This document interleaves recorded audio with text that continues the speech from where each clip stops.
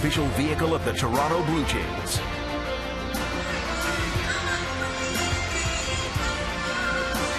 Welcome to Tropicana Field in St. Petersburg, Florida, as the Blue Jays are set to play Game 2 of this 3-game series. Mark Buehrle won last night. He picked up his 15th win of the season. And he is 2 innings shy of 200 innings for the season. And John Gibbons contemplating what to do with Mark Buehrle as he's 2 innings shy of that great plateau. Let's take a look at the lineup for the Blue Jays. Top of the order, Ben Revere, Josh Donaldson in the 2 spot, Jose Bautista. And Encarnacion, former Tampa Bay Ray Yanni Navarro against Chris Archer has put up good numbers. Archer has given up 5 hits to the Blue Jays in his outings here, and Yanni Navarro has 2 of those hits, including a home run. Kevin Pillar has an 8-game hit streak. He delivered again last night, 17 for 32 over the course of those 8 games. They're in tough against Chris Archer, who probably wants to erase the memories of his last start. Yeah, he was not very good in his last start. That was on his 27th birthday. Tonight, it's his 34th start of the season. That's a career high. That start you were just talking about was also a career high. 9 runs giving up to the Blue Jays, increasing his ERA from 2.92 to 3.26.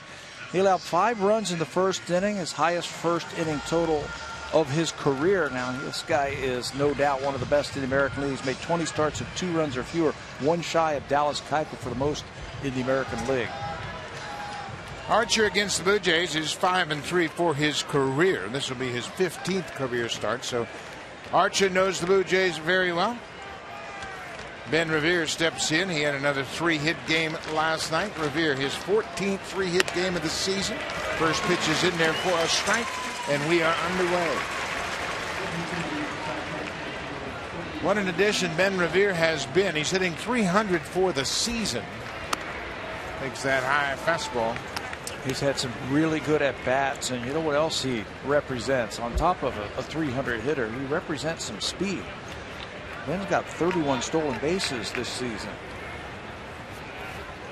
And a good changeup from Chris Archer. He's ahead 1-2. Problem that Archer had in that start that we were just talking about against the Blue Jays, couldn't get his breaking ball over. He had 5 walks in that game, and he only threw 3 2/3 innings, just couldn't get that breaking ball over for a strike. His slider is one of the best in the business. Fastball inside at 96. Rick Jacoby said his hitters recognized early on in that last start that he had a hump in his slider. They could pick it up out of his hand, and certainly that's a big red flag for hitters. There's a good slider. Archer strikes out Revere, first out of the ball game. Take a look at the defense for Tampa Bay. A little different look tonight. John Jaso is starting in left field. Kevin Kiermaier is back in center. Steven Souza Jr. in right. Longoria was the DH last night. He's the third. Cabrera backing him up the middle. James Aloney is at first, and Rene Rivera catching Chris Archer here tonight. 2 of the best center fielders in the American League are going to go at it in this ball game tonight. Kevin Kiermaier, he's got 15 outfield assists, which leads Major League center fielders. That's 1 shy of Melvin Upton's club record for outfielder center fielders for outfield assists. Josh Donaldson takes it downstairs. Donaldson, 2 more hits than last night. He finished up 2 for 5, but he's swung that well all night long. He looked fresh, didn't he? His body looked fresh. The bat was flying through the strike zone. Hit the ball hard 4 times in yesterday's game. Lined out to the third baseman in his first at bat, and that got him off to a good start. 2-1 to Donaldson. Driven to center. Kiermaier can really go get him. No problem at all for Kiermaier. He's one of the best in baseball. He gets great jumps, and he's got outstanding speed. Kiermaier in center field. He actually threw a ball 100 miles an hour the other day on that 15th outfield assist. And it is fun, especially from where we're sitting, to watch these center fielders, Kevin Pillar for the Blue Jays and Kiermaier for the Rays, go out there and play center field. And they were both guys that were drafted late. Nobody gave them an awful lot of chance to play in the big leagues, and they've become very good. Jose Bautista Jose was hitless in last night's game. 0 for 5 with a strikeout. Blue Jays had 17 hits in that ball game. I asked Bautista about the 2 days off. He said, man, it feels like a vacation. When you play every day, you feel energized, and we all felt much better last night after 2 days off. Archer's got a much better slider early in this game. Deception is part of pitching, and deception with that slider is what makes him so good. It looks like a fastball halfway to home plate and then just disappears.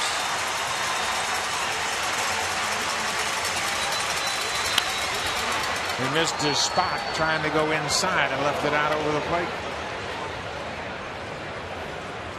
Archer has tremendous respect for this Blue Jays lineup. In his last start, he was matched up against David Price, and he got a lot of questions about going up against his former teammate. He said, I got bigger fish to fry. I got to deal with this lineup. And he handles him very easily in the first couple of strikeouts. He gets Bautista with a high heater. Marco Estrada will take the hill when we come back to St. Pete.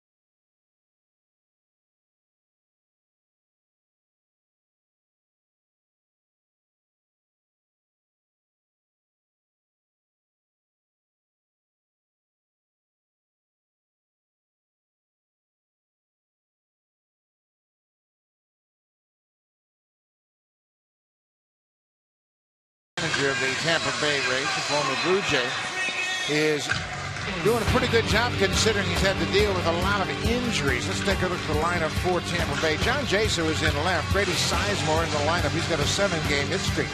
He's been penciled in the 2 spot to face Marco Estrada.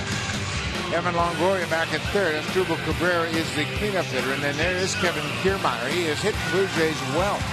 Got a little pop in his bat, 6 extra base hits. He's driven home 4, and you always have to assume when he gets a base hit, he's thinking about 2. Ground ball in the outfield. He's going to try and stretch it into a double.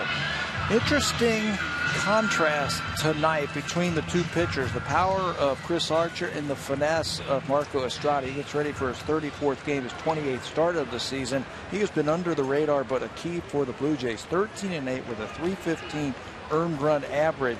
He has been outstanding. Last time he pitched into the 8th inning against Baltimore, gave up 3 earned runs. That's on 3 hits. 4 hits or less in 13 starts this season. He's had a great year. Making his 3rd career start against Tampa Bay. He misses with that first pitch to Jaso. John Jaso, and dealing with injuries. He's had limited at-bats, just .286 for the season. There's a changeup. It's 2-0. Boy, does Jaso ever have an interesting stance at the plate. He's got both of his feet on the back line when he gets set, and he strides into the ball. Watch him get set. Both feet on the chalk line.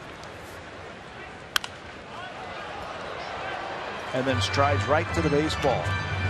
I do not believe I've ever seen anybody hit with this kind of stance to start off with. Tony Batista had an exaggerated open stance like that, but his feet were not parallel like Jaso, right in the batter's box, right at the back line. Batista was more of about a 45-degree angle with his feet, and then he would close off that front side and stride into the baseball. Jaso, I know where he wants to finish. Look where he starts. He's almost out of the batter's box. High deep drive to right. This one's going to leave the ballpark. Jaso with the home run. Tampa Bay has a 1-0 lead. Home run number 5 for Jaso.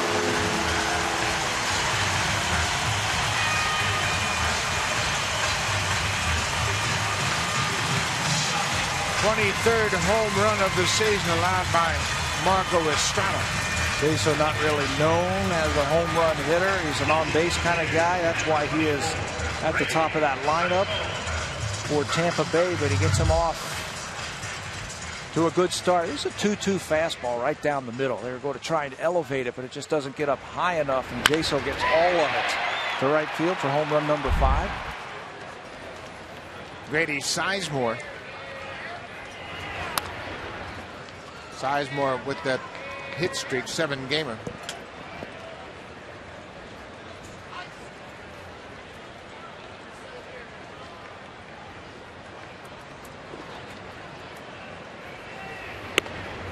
Comes right back with a fastball strike. It's 1-1.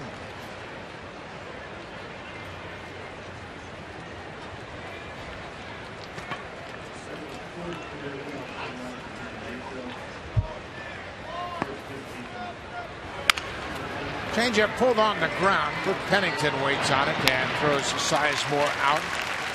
1 down. Take a look at the defense behind Marco Estrada. It's the regular outfield defense with Revere, Pilar, and Bautista from left to right. Josh Donaldson, Ryan Goins playing at shortstop. Tulowitzki played last night. He will get tonight off and then return tomorrow. Pennington's at second and Smokes at first. Deanna Navarro and Estrada make the battery tonight. We talked about Kiermaier. How about Kevin Pilar with another highlight reel catch in last night's ball game? Longoria goes after the first pitch, and Pennington on the shortstop side of second gets a glove on it.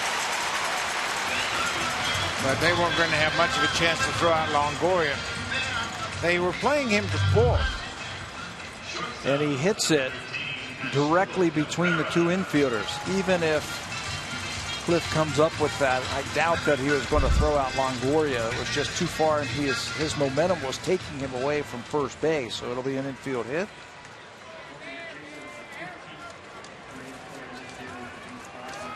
Asdrubal Cabrera, the shortstop.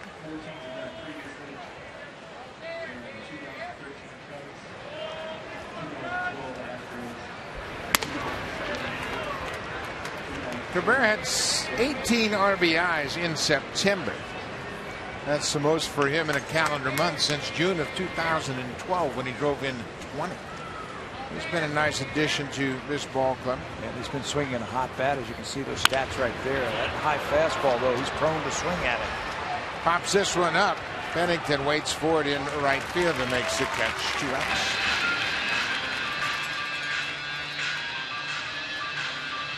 Right fielder, number 20, Steven Souza Jr.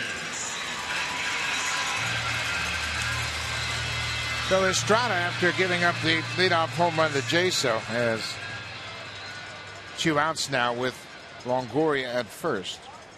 Steven Souza Jr. He's in right field tonight.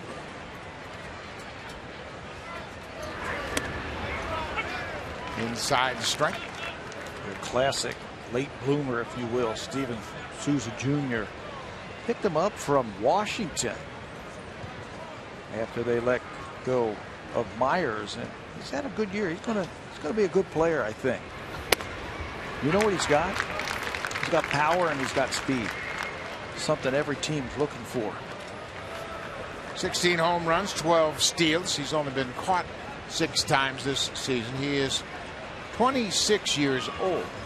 He was a 3rd-round pick of the Nationals in 2007. Upstairs, Estrada overthrew that pitch. It's 1-2 now. That's what I mean about being a late bloomer. 26 years old. This is his first chance really to play in the big leagues for a full season, but starting to put it all together.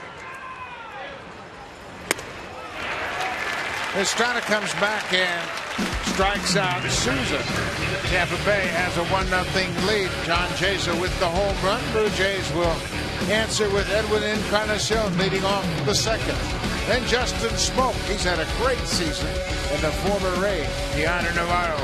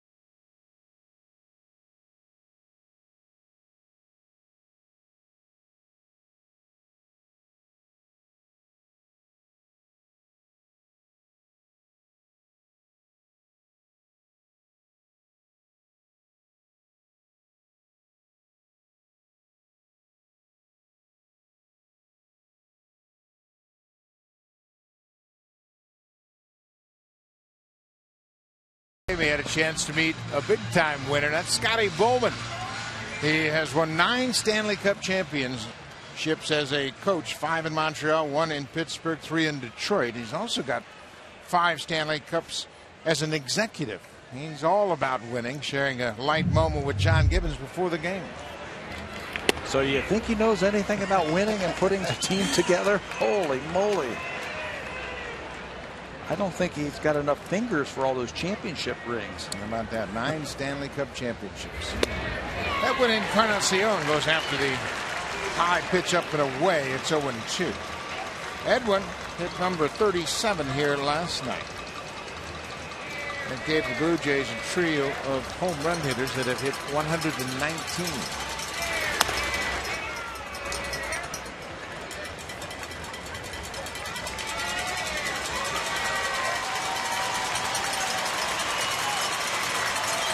One and 2. Outside. Chris Archer just keeps adding to his club record for strikeouts in a season. Misses that time. He broke Scott Kazmir's record for strikeouts in a season. Kazmir did it in 2007, 239. Archer, with a couple of strikeouts in that first inning, surpassed 250 this season. Pulled on the ground. Cabrera boots it. He was in good position, got a glove on it, but didn't field it cleanly. It was going to be a long, tough throw for him. And it's ruled a base hit, and rightly so. He was played in the hole, but it was hit deep and hard to short, so Encarnacion's aboard with a base hit. Ball stayed down on Cabrera. Cabrera's going to be a free agent at the end of the season. He's had a good year for him. That might be a spot they're going to have to fill next season, as Cabrera can't come up with that one. So that'll bring Justin Smoke to the plate.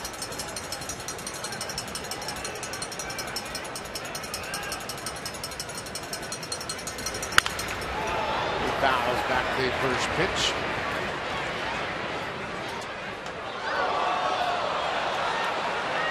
Smoke's had a great season. His first with the Blue Jays. 18 homers and 59 RBIs. His playing time was really cut short early in the season when Jose Bautista was DHing all the time. Yeah, he was the odd man out when Jose was DHing. They had to keep Edwin's bat in the lineup also. So Edwin would play a lot of games at first base. Smokey made our list twice today for our list. I don't know if you saw the opening, but we talked about a couple things that have been key for the Blue Jays. One of them being the makeover, and he made that because he came here in the winter time. He has also been a surprise. He's had a big year for him. Pulled past Lonnie. Beckham is there. They're going to go to second, and Longoria really saved Beckham. Boy, what an aggressive play by Tim Beckham. And Longoria, the Gold Glover, helped him out, digging out that ball in the dirt. That could have been big-time trouble. Well, you know what it would have done if that ball went to right field? It would have guaranteed that Encarnacion would have gone to third. Because they're in the shift, there's nobody playing third base. Look at the short hop that Longoria, with those soft hands, records the out at first base. The ball gets by Loney, but not by Beckham. The in-between hop, and Longoria did the right thing. He just got one out on that play. I don't see that very often, a fielder's choice 4-5. But that was because of the shift. Now Deoner Navarro.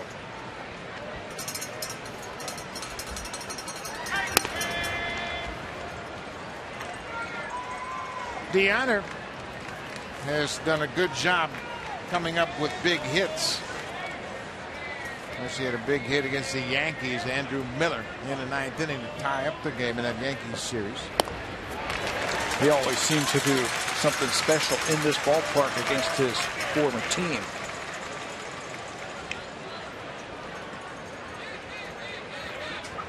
Navarro started out in the Yankees system. He was traded to the Dodgers, and the Dodgers traded him here to Tampa Bay.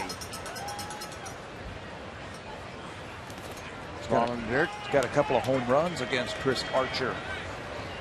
They haven't faced each other that much, but Deoner's touched him up a couple of times. This is the third start Archer has made against the Blue Jays here at Tropicana Field this season. They've managed just 6 hits off it. Navarro has a home run and a single. He's got 2 of those 6 hits.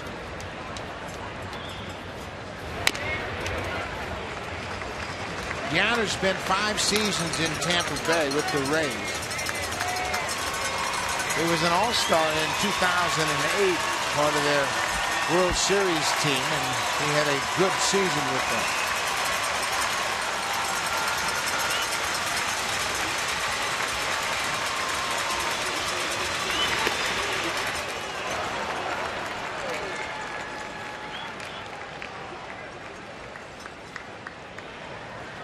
Kevin Pillar is on deck.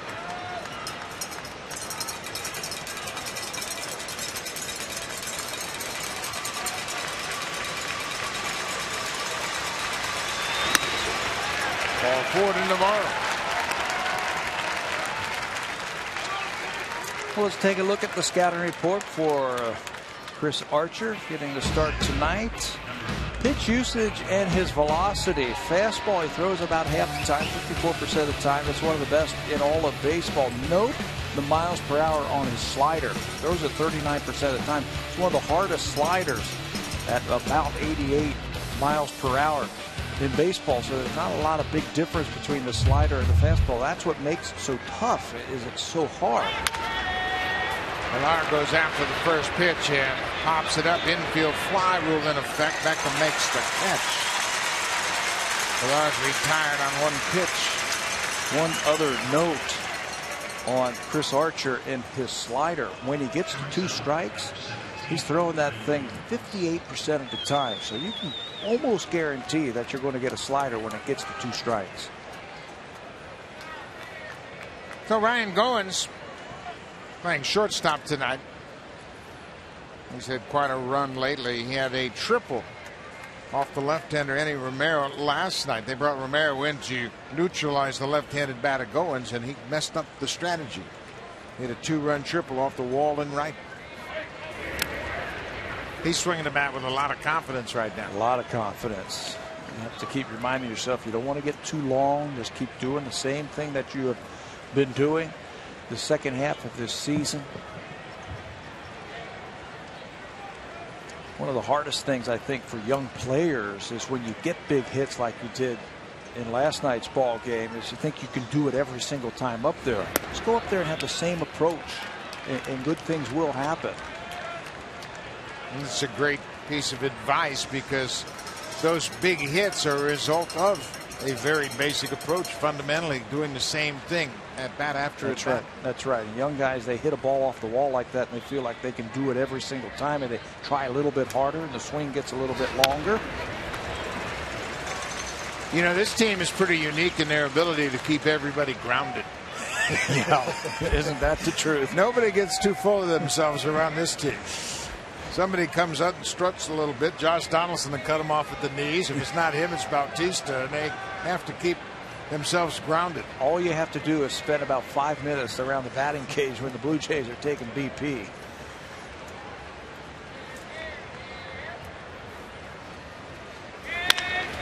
Bouncing ball, Beckham to his left, flips to Loney. The inning is over. The Blue Jays get a hit and a walk. They leave a pair. They go to the bottom of the second. Tampa Bay has a 1-0 lead.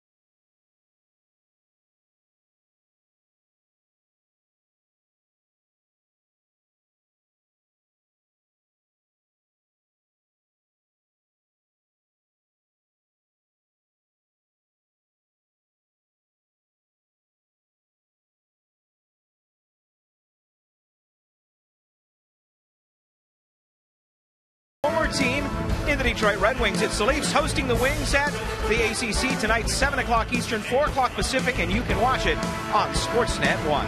Buck?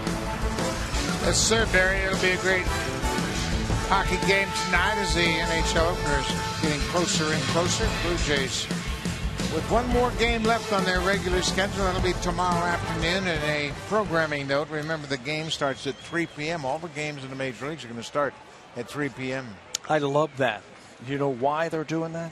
So nobody has an advantage. So nobody knows who has done what. And they might hold back a pitcher or keep one of their starters out of there after they know it. Everybody starts at the same time, so nobody knows.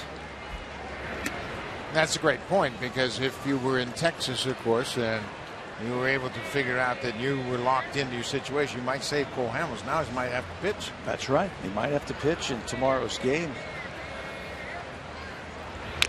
And I don't think it's fair to the fans who pay all that money to come to a big league game, and all of a sudden the next thing you know, you're facing a lineup that might be playing in Fort Myers at the end of spring training. It's not right. So I like what Major League Baseball has done. This is James Loney, the first baseman. He fouls it out of play. Loney not playing the game last night.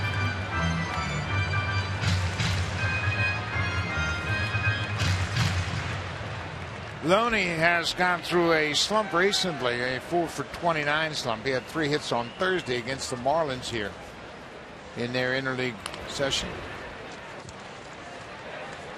He always seems to come up big against the Blue Jays, though, doesn't he? Brings out the best in him, that's for sure. Yeah, he likes to punch that ball the other way. He's got power the other way. Maybe not home run power to drive the ball out of the ballpark. But he'll hit his share of doubles.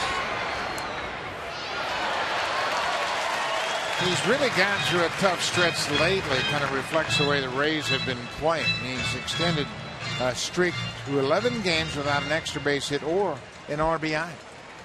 Last time he had an extra base hit or an RBI, September 18th against the Orioles.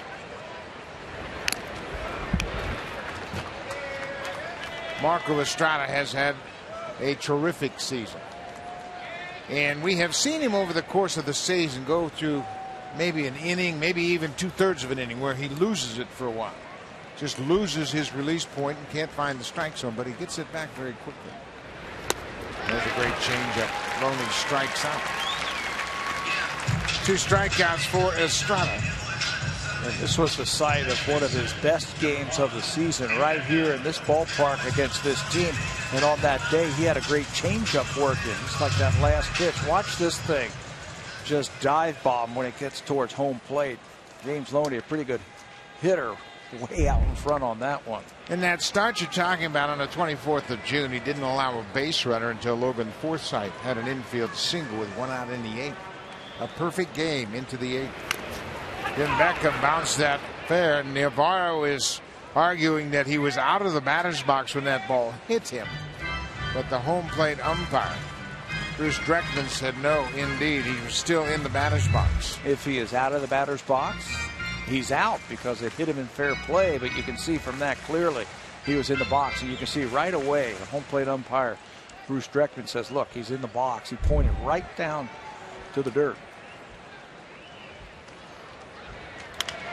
Beckham fouls it into the seats on the right side. You know what? It looks like hitters are out of the box more often, and I can't remember the last time I've seen anybody called for that. You get a running start, and by the time you make contact, the ball hits the ground, comes up and hits you. It's hard to be out of the batter's box. It happens so fast. It looks like it. Beckham gets hit by that inside pitch.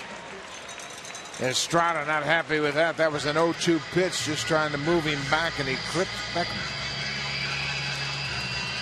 Of course, in last night's game, Brandon Guyer got hit 3 times by Mark Burley. And he just stood up there and never tried to get out of the way. Beckham was trying to get his elbow out of the way, but got clipped on the left elbow. He was diving over the plate on that one, and Marco tried to straighten him up with that fastball. Just barely hit him. 0-2 pitch. Yeah, that's what really hurts.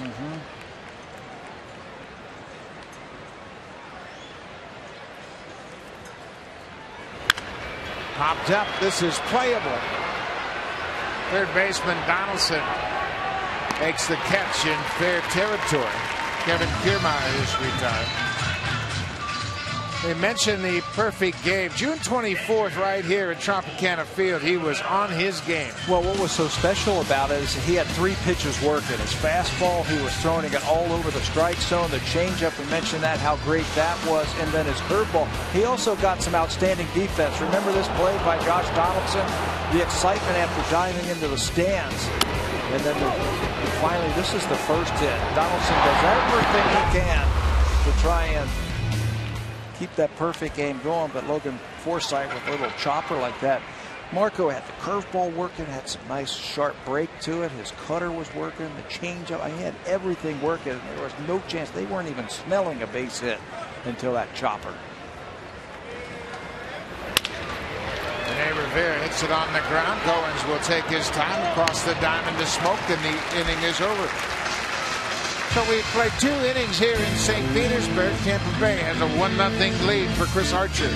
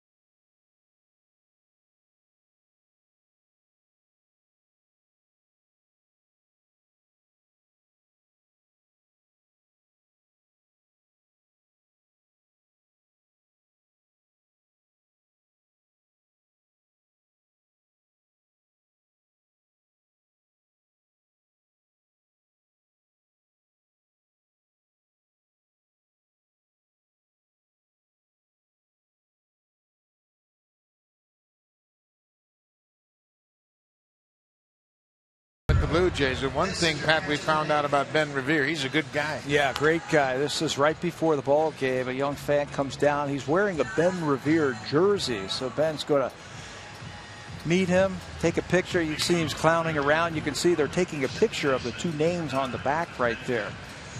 Revere always ready to talk to the fans, always ready to give his time to them. That's a pretty special guy.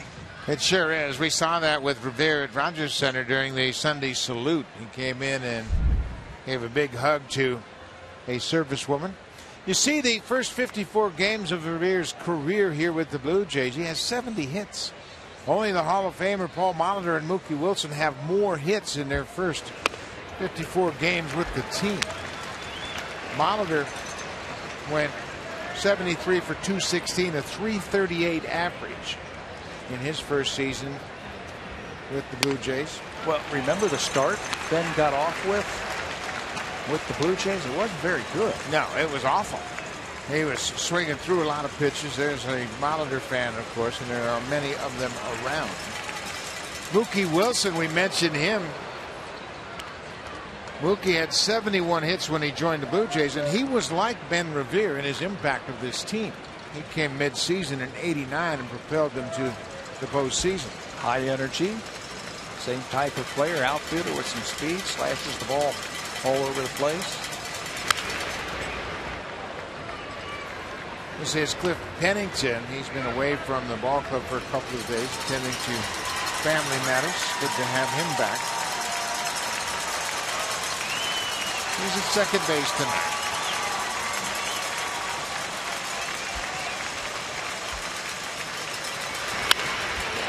Line drive, base hit into center. Pennington with a leadoff single. Pretty good pitch from Chris Archer right there, but better hitting from Pennington. He's out the last couple of days and comes back with a nice single. So that'll turn the lineup over, and here is Ben Revere. We mentioned his 70 hits. He has fashioned a .321 batting average with those 70 hits. The team has gone 40-14 with Revere in the lineup. The same type of impact that Mookie Wilson had. The Blue Jays went 36-18 after Mookie Wilson joined the Blue Jays in '89. Another base hit. Ben Revere slaps it into left field. Hit number 180 for the season for Ben Revere. And we talked about his start with the Blue Jays. He just couldn't get the ball into the outfield. He's getting jammed. There was a little bit of time where he had to get used to the American League. But ever since, maybe 2 weeks after he got here, he has been red hot. That time he stays on top of that high fastball from Archer and shoots it to left field. Josh Donaldson has 184 hits. He's fifth in the American League. And for the season, Ben Revere right behind him.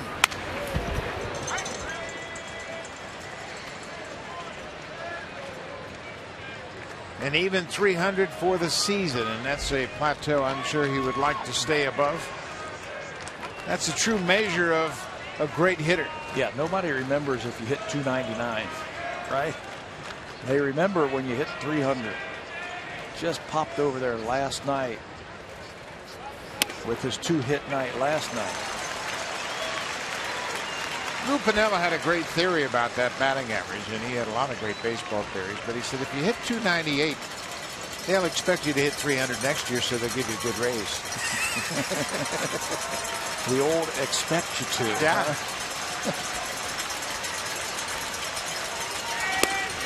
Donaldson strikes out. There's that wicked slider. That was a good one right there. It looked like a fastball and then just disappears. Strikeout number 252 on the season for Chris Archer. He's got such great torque on that ball. You see that thing spinning up there. You see the fastball and then it just dives out of the strike zone. Chris Sale. You see Sale on that one right there. It finishes with 274 strikeouts. That's a Chicago White Sox record. And it's a long-standing record. Hall of Famer Ed Walsh struck out 269 batters in 1908. So Chris Sale is one of 3 active pitchers that hold their team's strikeout record, and Chris Archer is included in that small list.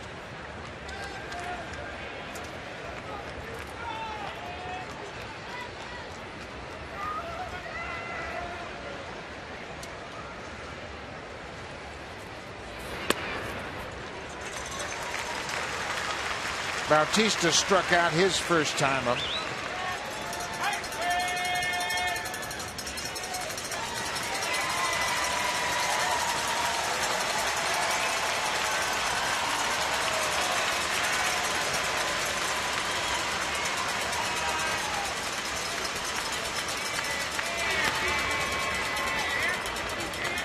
As a catcher, Rene Rivera, when he calls for that slider, he's got to think about one thing. The ball that's going to beat him is going to be to his right, because Archer will bury that ball in the dirt, and you've got to cheat that way, in that direction, when you call that slider. You got to anticipate it, don't you?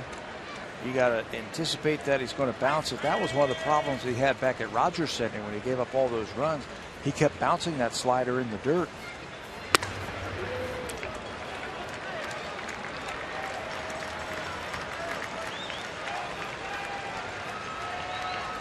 Archer is 27 years old. Rene Rivera, the veteran journeyman catcher behind the plate for him. Bautista fouls it over the screen. You have one to hit right there. Slider. It was there, and he was just a little tardy.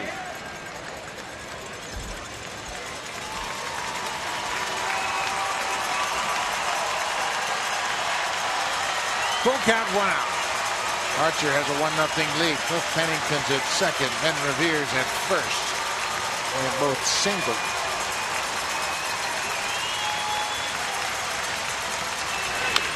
Bautista protects. That was a nasty pitch he was able to foul on. He's going to throw that slider a lot. I told you he throws it up to 58% of the time with 2 strikes, but overall, almost 40% of the time he's going to use the slider. That's the most for a pitcher in baseball this year.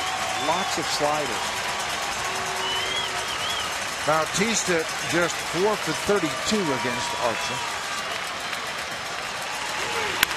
Ground ball, base hit through the left side. Pennington's being waved around third.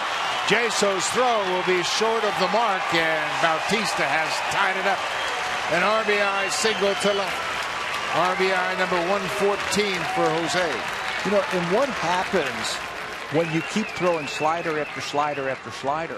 Pretty soon the good hitters are going to pick up on that, and they're going to see it out of your hand just a little bit sooner. It looked like he went right back to another breaking ball, and this time Jose stayed back on it, shoots it into left field. Jaso doesn't have much of an arm, so you got to challenge him, and Pennington scores the tying run. That would have been a perfect case to use your changeup or your fastball just a little bit more in that sequence. When you throw so many sliders, you throw one bad one and they're going to wear it out. Yeah. Because they see so many of them. Edwin Encarnacion. Edwin with 37 home runs, 38. He hit his 38th last night. He needs 2 home runs to reach 40. And that would give the Blue Jays a trio of 40 home run hitters. This is a high pop-up into center. Kiermaier, the center fielder, never took his eye off the ball and makes the catch.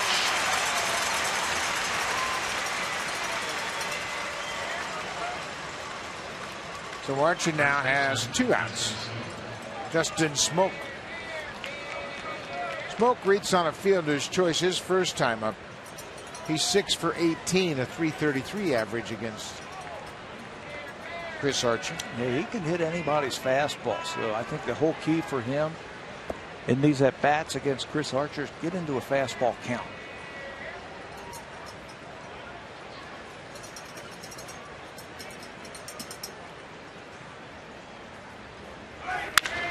He got his fastball, but he hits it right to Tim Beckham. The Blue Jays have tied it up. Jose Bautista with an RBI single. They score a run on 3 hits. and leave a pair. It's 1-1 as we go to the bottom of the third.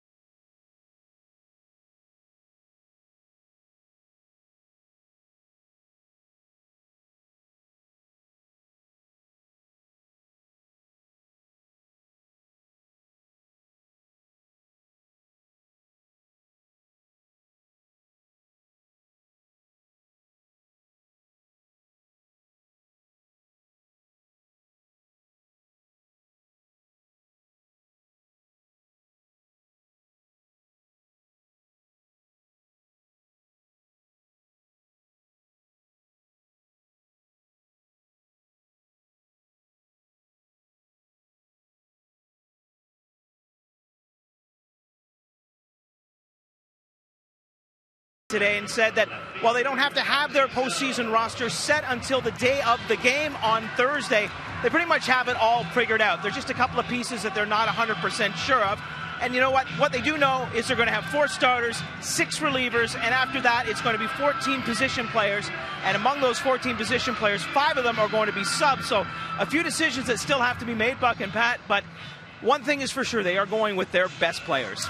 Yeah, they sure are, Barry, and obviously the coaches and manager, general manager, they all had a meeting today, and a lot of their scouts, I'm sure, were involved in it as well, trying to evaluate who they might match up against and then how they would best set their roster to be the most effective possible.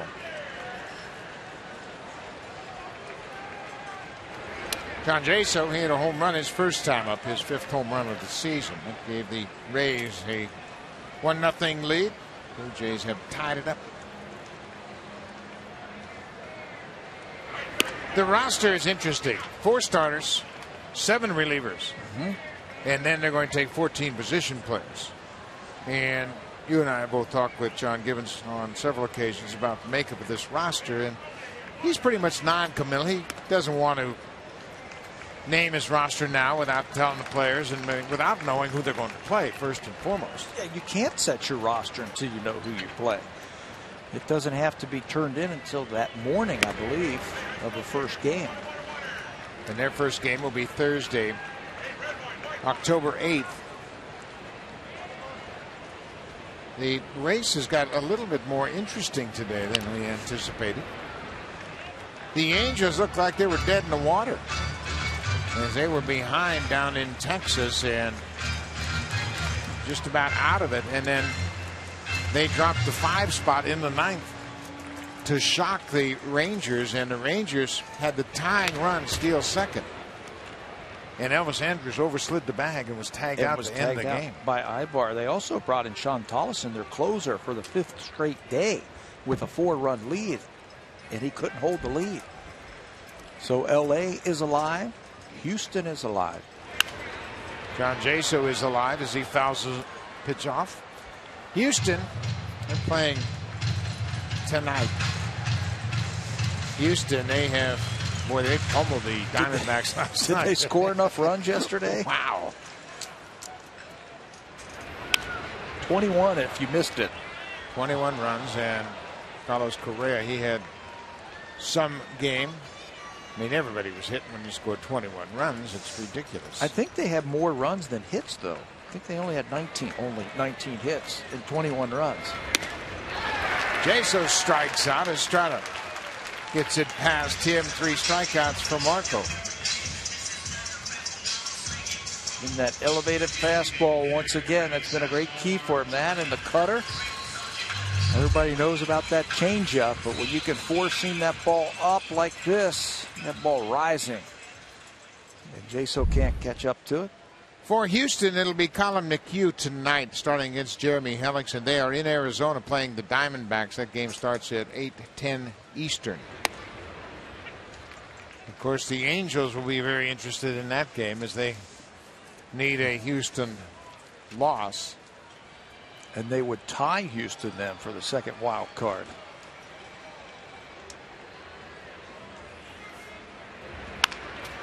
Sizemore, another changeup. Nice play by Estrada. 2 quick outs here in the third. And this is the way Estrada has pitched. We mentioned it earlier. He's a little shaky in the first. He gave up a home run and a base hit and hit a batter in the second. And now he's got 2 quick outs here in the third. And then just gets on a roll at first inning. He got the home run to chase, so he just wasn't comfortable just yet. He then gets comfortable, gets on a roll. And the next thing you know, you're in the 7th, maybe the 8th inning, and been throwing up a whole lot of zeros on the board. 2 outs. Evan Longoria had an infield single his first time up.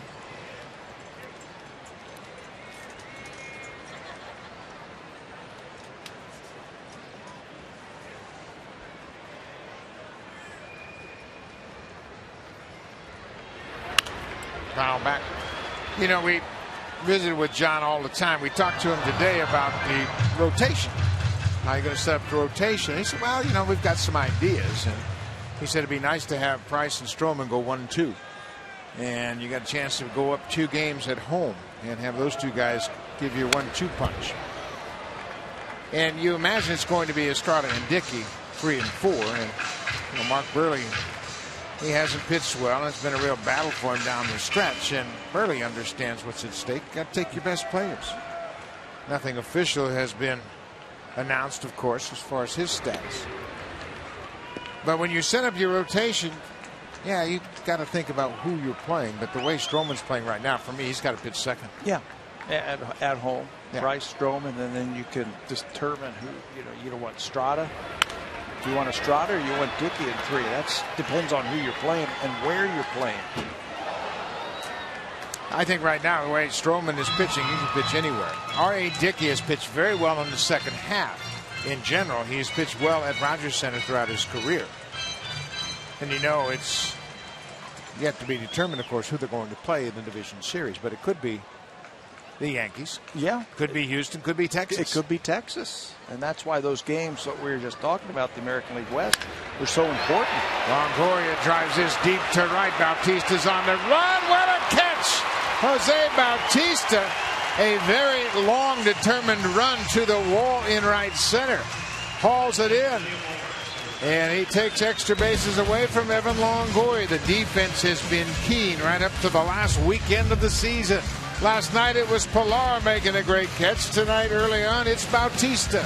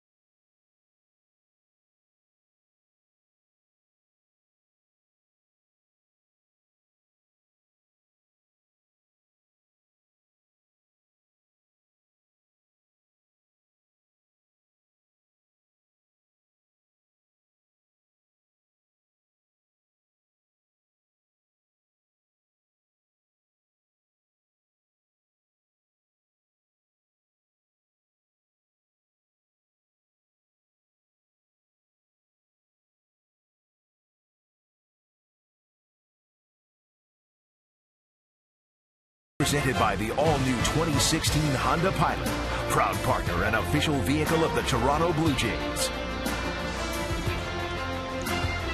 St. Petersburg, Florida. Jose Bautista making a terrific inning-ending catch off the bat of Evan Longoria. Well, Marco Estrada will give up his share of fly ball out, so Bautista was a little bit deeper with Longoria at the plate. That ball was slicing back to him, but he never gave up on it. He knew exactly where that ball was going to come down, ran to that spot, hauled it in for a great play. Johnny Navarro takes a first pitch strike.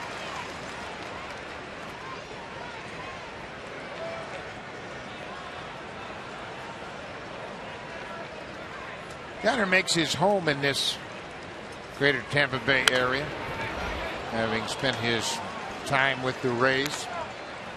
Do we see him with his boys today out on the field running around for batting practice? Yeah, there are players that have had roots here. Of course, with the Blue Jays having spring training not far from here up in Dunedin. There's a drive to right. Steven Souza Jr. is there.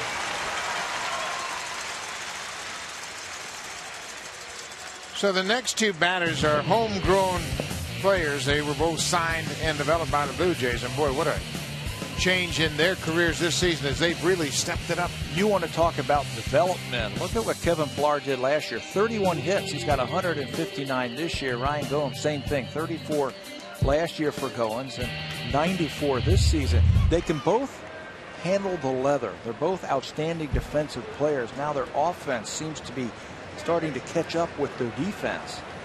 And it's taken a lot of work. These two guys are always in the cage. They're always talking about hitting. They're always, watch them during batting practices. They're always talking to Eric Owens or Brooke Jacoby about certain things in their hitting stances. And they're making adjustments and doing the little things that you have to do to become a good hitter. There's more in there, I think, for both of them. Yeah, I think you're right. And everybody has loved the way Kevin Pillar has played this year. Of course, the Superman reference to all of those great catches he's made over the course of the summer. Pillar didn't like that call by Bruce Dreckman, felt it was off the plate inside. Kevin began his career in the minors at 22. So it took him a long time. He played 4 seasons in the minor leagues before he ever got a chance. This is chopped Longoria. Didn't find the handle. It'll be an infield hit for Pillar. You know, young players, they just want an opportunity. And this year there was an opportunity for both Pillar and Goins, and they seized the moment.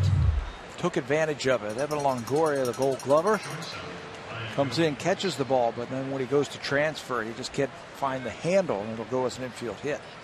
That'll extend the hit streak to 9 games for Kevin Pillar. Longoria just never got a grip on the baseball. Now the Rays got to keep an eye on Pillar. He's got 25 steals.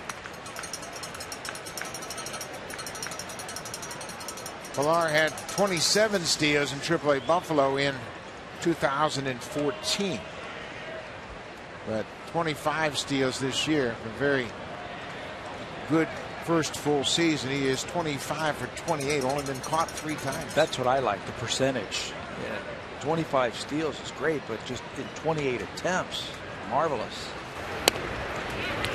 You know, the talent was in there for Pillar. He had 51 steals in his second season, 2012. And he was a .322 hitter throughout the minor leagues. You and I would talk to the coaches, and Tim Leeper was saying he would go down to the minor leagues and stop in at wherever Pillar was and said, hey, he's the best player on this team. Then he'd see him in Double-A and he'd say, he's the best player on this team. He then saw him in Buffalo in Triple-A and said, he's the best player on that team. I mean, he can play. Just needed a chance. Ryan Goins basically the same type of player. He played 7 seasons in the minor leagues. Both Goins and Pillar came out of college.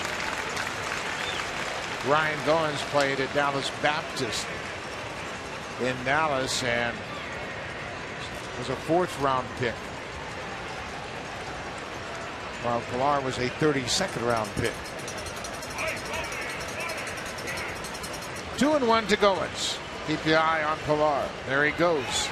Cut on and miss. Rivera's throw is a good one and in time. The hit and run was on.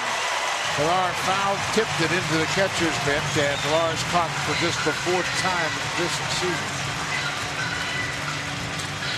Tough to hit and run against Chris Archer. He's got such great stuff, swing and miss type of stuff. Pilar tries to go around Cabrera. You see him pull that hand in, but Cabrera, the veteran, applies the tag.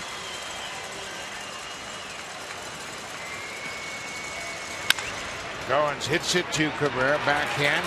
Jump toss on the money. Nice play by the Rays shortstop, Asdrubal Cabrera. The Blue Jays get a base hit. Archer gets some defensive help from his catcher and his shortstop. And Chris Archer, he likes the defense.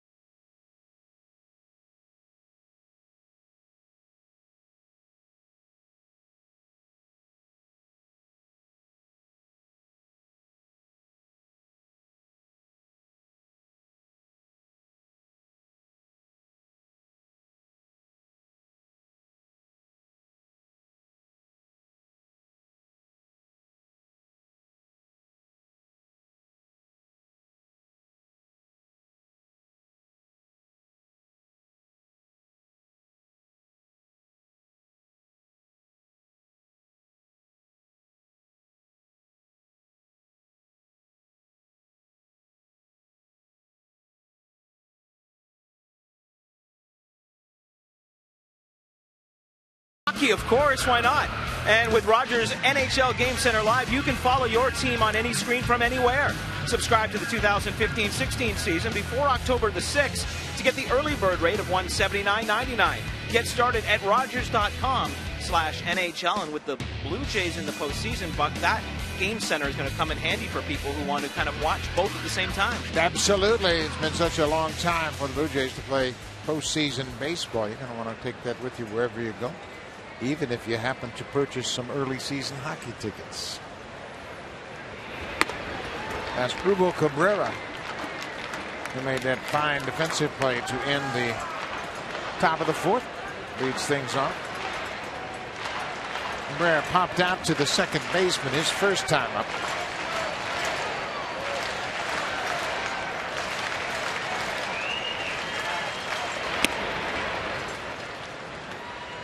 One ball game. Blue Jays have 5 hits. The Rays have just 2 hits.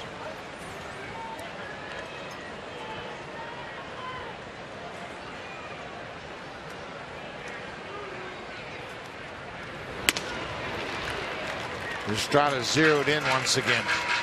This takes him a while just to get locked in, and it seems as though he's hitting on all of his pitches right now.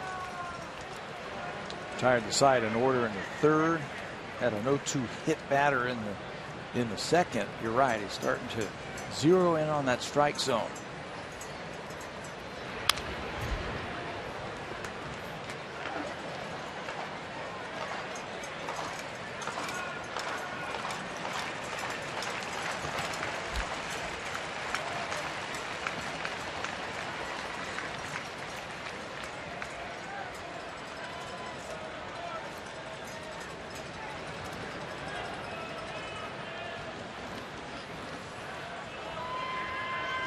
Marco Estrada making his 99th career start here tonight. Came into this game with a career ERA at 3.96. He's won 13 games and is far and away his highest win total in a season. He won 7 games in both 13 and 14 while pitching with the Brewers. That was the previous high. He's made a career high 28 starts now, and he has established a new career high in innings pitched as well. In everything, you know, and Blue Jays saw something in him. Remember, he pitched against the Blue Jays when he was a member of the Milwaukee Brewers and pitched well. Canada Day. He pitched to Canada Day at Rogers Center, and then he pitched one more start, and he was bumped out of the rotation and put down in a pen. Finished up last season pitching out of the bullpen for the Brewers. But they saw enough, and they saw something that they liked in him to go out and trade for him, and he's put together a career year for him. Well, you talk about a person that really fits into this team. His personality is perfect for this ball club. Loves to compete, loves his teammates. Is grateful for the opportunity to pitch in the rotation. And we got to know Marco in spring training, as it was his first year, obviously, and then he suffered an ankle injury. He kind of fell out of the scene. He was out of the picture because of that injury.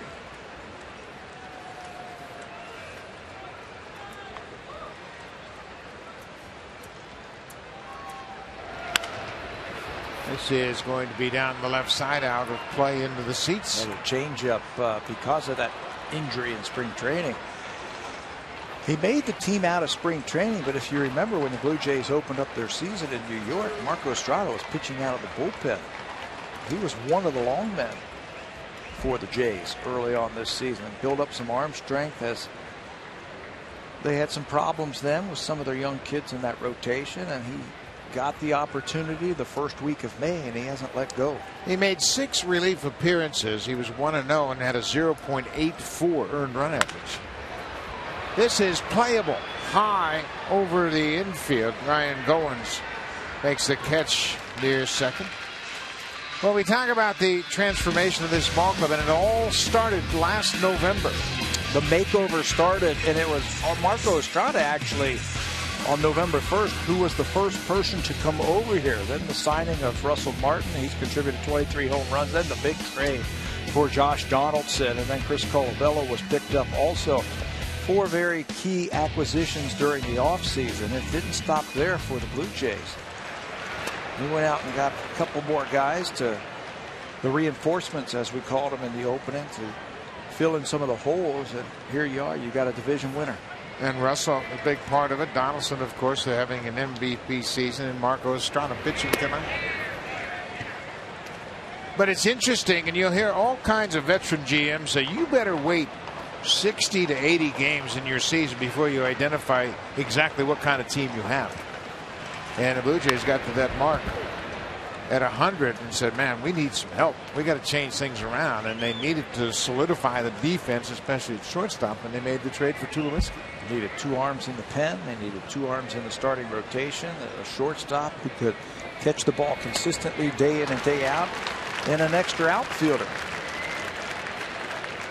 I'd like to see that phone bill that they ran up right at the trade deadline. Oh, Alex Anthopoulos, you know, it's Rogers, and it's Rogers Wireless, so he has no problems. He has unlimited phone service, and he needs it.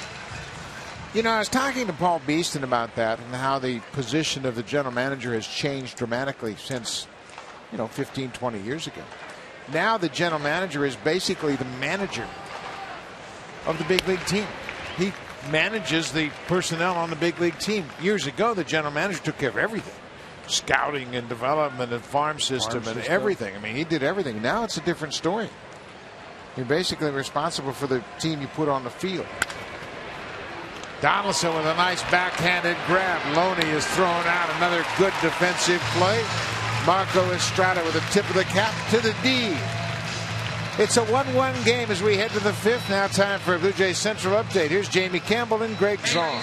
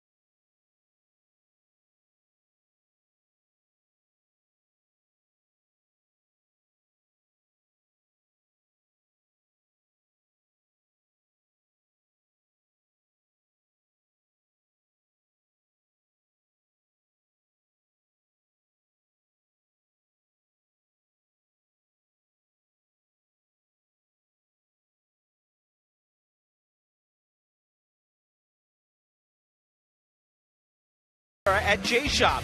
Postseason patch will be on the left side of the cap. All on-field caps are made with enforced performance fabrics, sweatbands, and undervisors. Visit us on jshop.ca. Bucky, you notice a little different look from the Blue Jays tonight, and that is the gray jerseys, and they have not worn them since the middle of July, and they did not plan on wearing them, but because the Tampa Bay Rays have opted for their dark blues, the Jays were relegated to their grays. So it was a tough day for these players who really prefer the dark blues. Yeah, and the players are the ones that wanted to switch to the dark blues, and now we're getting an interruption in play as Chris Archer complains about the mound and the landing spot. Obviously, they are going to address that. The groundskeeper out to check with the needs of this mound, and those pitches come down hard on this landing spot. It's compacted clay, and sometimes that clay will kick loose and create an awkward landing area. Yeah, and if you've got two right-handed batters or pitchers where their front foot lands in the same spot, you can kick up some dirt there. And Chris Archer threw a couple of pitches to warm up and was not happy with where that foot was landing. He just wasn't feeling the strength in the mound that he needed for his foot, so he called out the home plate umpire right away. Kevin Cash went out there. It looks like they're going to pound some dirt down in there that's been worn away from both of these pitchers tonight.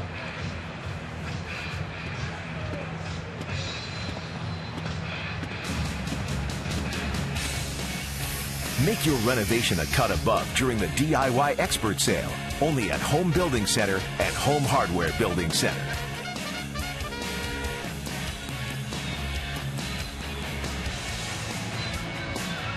There you can see the mound and how the pitchers create that hole. Chris Archer is 6'3". Marco Estrada is 6 foot, so they're landing in a little different spot, and that can create problems as there's one hole shorter than the other. That's right. That's right. And the last thing you want as a pitcher is to not feel comfortable when that landing foot, that front foot hits. You want to feel like you're there and it grabs you so you can finish off your delivery. And right away, he threw a pitch or two and said, I don't like how this mound is feeling right now. And he has that right to go out there and ask the home plate umpire to take a look and get the ground crew out there so he feels right. Got some pretty sweet shoes on, doesn't he? Those are real nice. Those are real nice. Wow, what they can do with these baseball cleats nowadays is remarkable. Guys have their names on them. They put their numbers on them. They have customized color schemes. Those are pretty sharp. You and I used to wear the black kangaroo. That was it.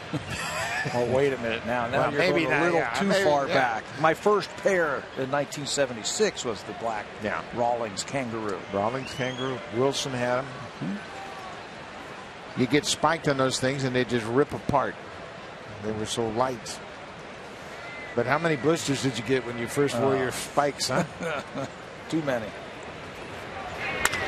If Pennington is rocked by Loney, who's a Gold Glove caliber first baseman. He's got good range. Takes a hit away from Pennington. Cliff singled his first time up and scored the Blue Jays run. Normally, this is a very good defensive team, the Tampa Bay Rays, but they've made 95 errors this season. They're good on the corners. Loney and Longoria don't get any better than those two. That was a nice play to lead off the fifth. They have made more errors in the outfield than you would expect. And those outfield errors, they'll cost you games. Here is Ben Revere. He is swinging a hot bat. He singled into third. That was his 180th hit of the season.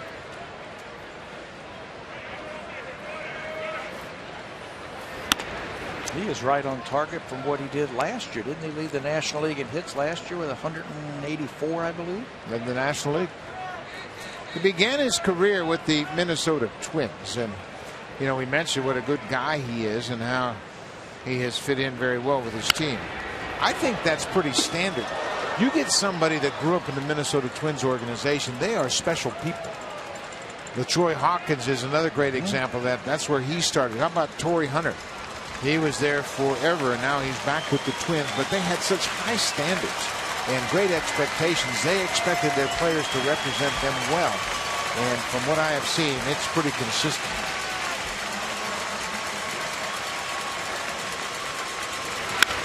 Ground ball to short. Cabrera unloads quickly. 2 down. But you think about the host of players over the years that have come out of there: Kent Herbeck and Michael Kadire, Kirby Puckett, Gary Gaetti, Joe Mauer. Yeah. And it reaches way back. And it's not just this last generation. It just keeps going all the way back. Well, Harmon Killebrew. I had the pleasure of playing with Harmon Killebrew in Kansas City, and there's not a finer man that I played with. And of course, he has passed away, but he has always been revered as the epitome of a professional gentleman. This is a high, deep drive to right. Souza at the wall and makes the catch. Back right up against the wall. The bringer of rain almost brought it again here indoors at Tropicana Field.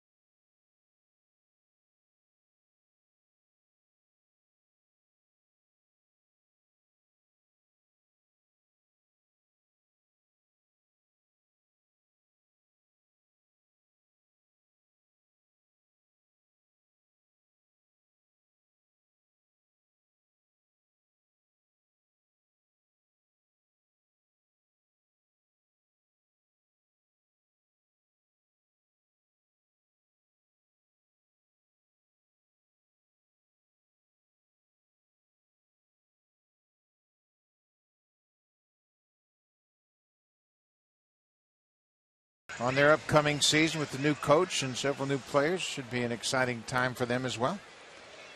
Marco Estrada, he continues to impress. He hasn't walked a batter. He's struck out 4 over 4 innings. Right at 15 pitches per inning. It'll be the bottom third of the Rays batting order. Tim Beckham, Kevin Kiermaier, and Rene Rivera, the catcher.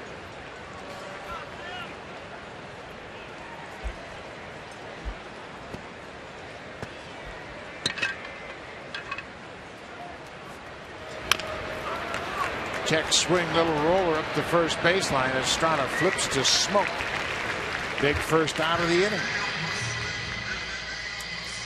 That's curveball right there from Estrada. That was a beauty right there. Beckham had no chance. Trying to check the swing on that one.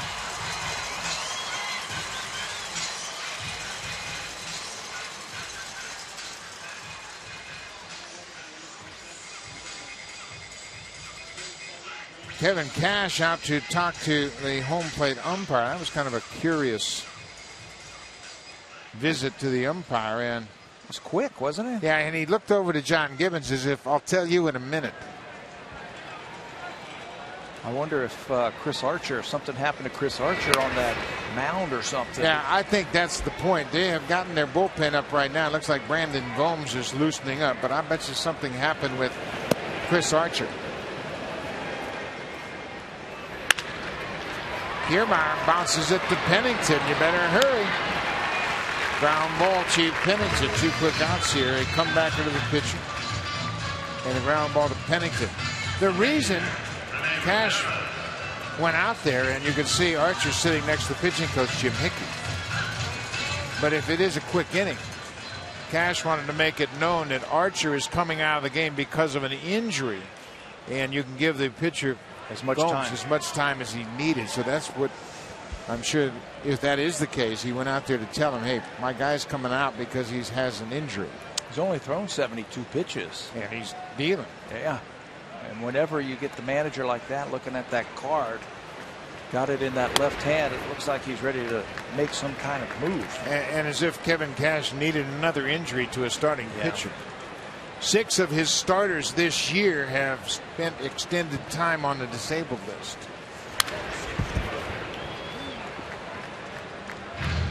You know what I like about this game for the Blue Jays in facing Archer?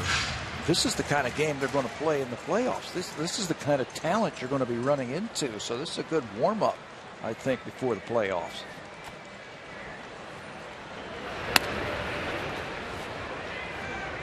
Rene Rivera, the catcher. Yeah, I agree with that 100%. I think it's a great point.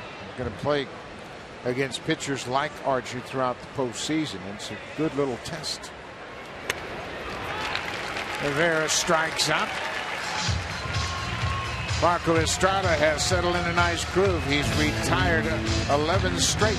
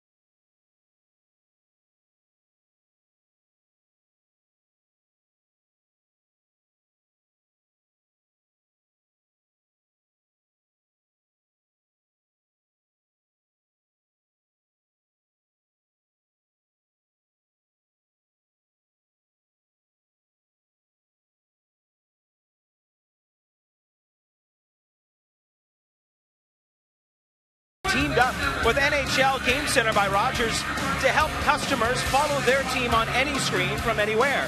Spend $120 or more on NHL merchandise at any Sport Check location and receive a free trial of Rogers NHL Game Center Live. Visit rogers.com/NHL/sportscheck for details. And guys, you are absolutely right. Chris Archer out of the game. Yes, he sure is, and we'll go back and check on a few pitches he threw in his last inning, but he had some trouble with the mound to start that inning. That might have been the root of the problem. Brandon Gomes comes in to take over for Archer in this tie ball game. 63rd game of the season for Brandon Gomes. There is numbers 2 and 6, 399 earned run average. Fastball, breaking ball, splitter. This is the 7th time this season that he has faced the Blue Jays. The Blue Jays are hitting just 200 against Gomes. But you could tell something was wrong with, one more time for Chris Archer. You can see it. Watch him look at what he's doing with his arms right there after that pitch to Ben Revere. Yeah, he kind of rotates that shoulder around after that pitch. And take another look at this next pitch.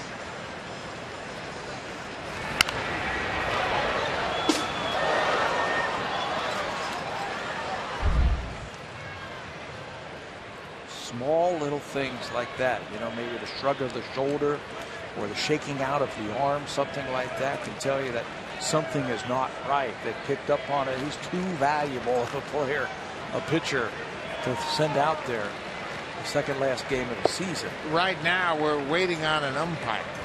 That's what the delay is. As there's Alfonso Marquez, who left the field for a moment, and that was the reason for the delay. Gomes is ready to go. So now Gomes will pitch out the stretch as he does being the reliever. He'll work to Bautista to start the inning. It's a 1-1 game.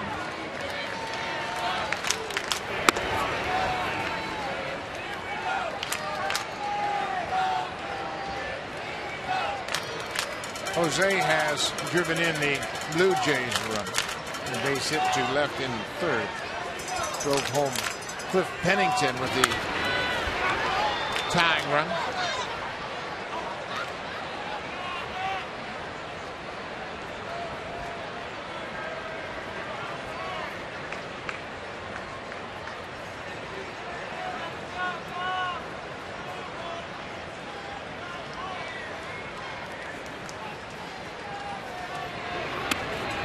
Inside strike. The Yankees and the Orioles are playing a doubleheader as a result of the rain out last night. Baltimore steamrolled the Yankees in game one, 9-2. Wei-Yin Chen beat Ivan Nova in that game, and the Orioles have a 2-1 lead over the Yankees, middle of the second. And Bautista hit by a pitch with that split finger pitch. That one got away from him. Told you Gomes has had success against the Blue Jays. It's the last thing he wanted to do to open up the sixth inning right here. 2 strikes on Bautista. Breaking ball right on the belt. Hit him on that wrist guard, so that took some of the effect of that hit by pitch. So now Gomes has to work with Bautista at first and Encarnacion at the plate.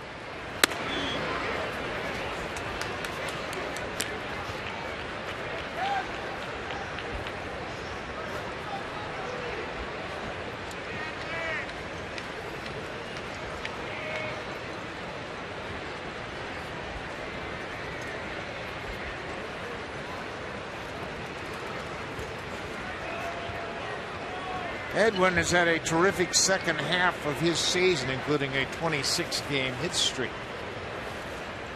I forgot all about that.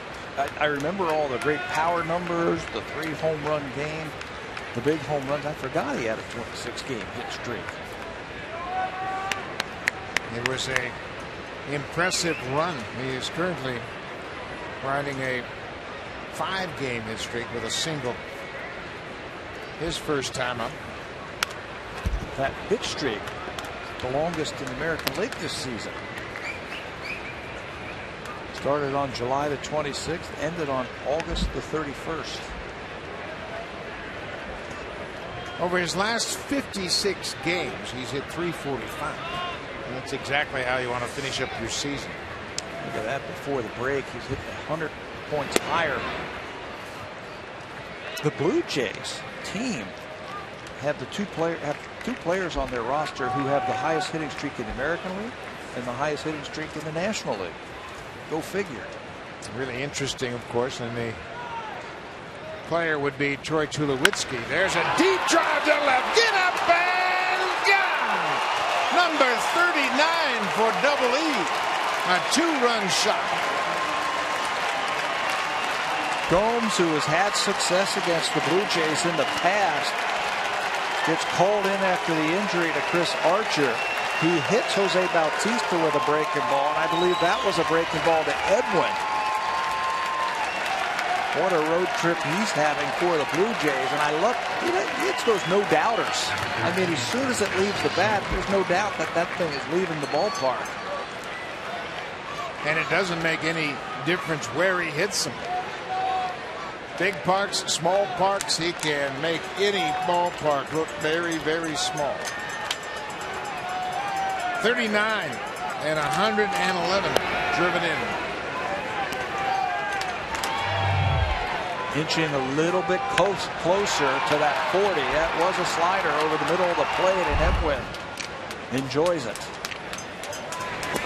There have only been 3 teams with 3 40 home run hitters in the history of the game.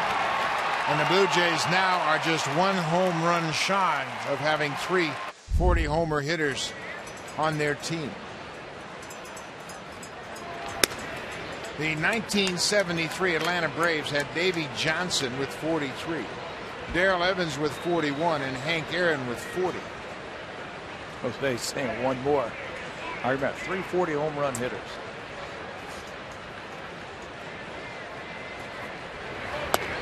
The Colorado Rockies did it in back-to-back seasons, 1996 and 1997.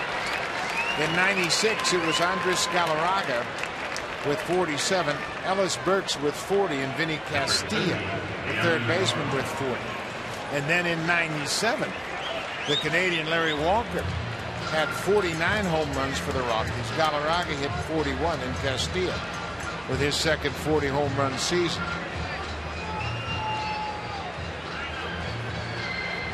It is a very intimidating middle of that lineup for the Blue Jays. I don't think any pitcher wants to go face these guys because it's not as easy as 2, 3, 4. Donaldson, Bautista, Encarnacion. Look at those numbers in the on base plus the slugging.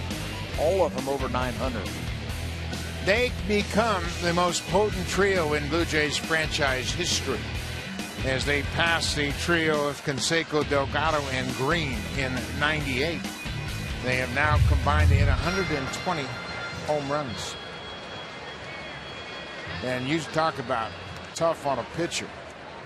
You can get one of them out. You might even get two of them out, but you're not going to get all three of them out on a consistent basis.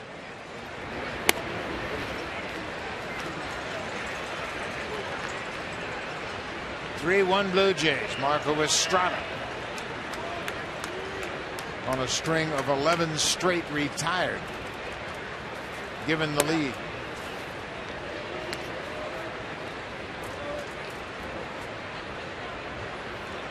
This is almost like last night's game. Ho hum, ho hum, ho hum explosion. Fall behind like they did. Yeah. 2 innings last night did it for the Blue Jays. They got 4 in the 6th and 3 in the 7th to erase a 4-1 deficit. What that did as well, it kept Mark Buehrle in the game longer. Buehrle would go 6 2/3, and now he is 2 innings shy of that 200 inning plateau.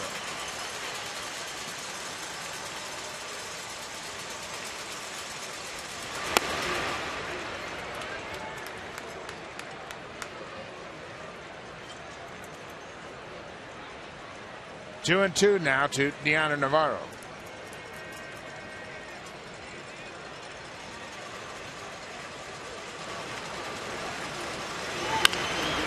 Bouncing ball. Beckham will go to Longoria, back to first, not in time.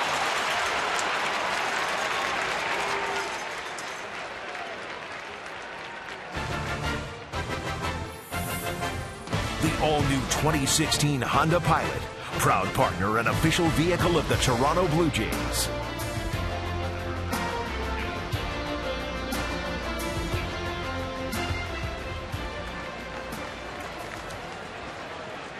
Another 4-5 force out.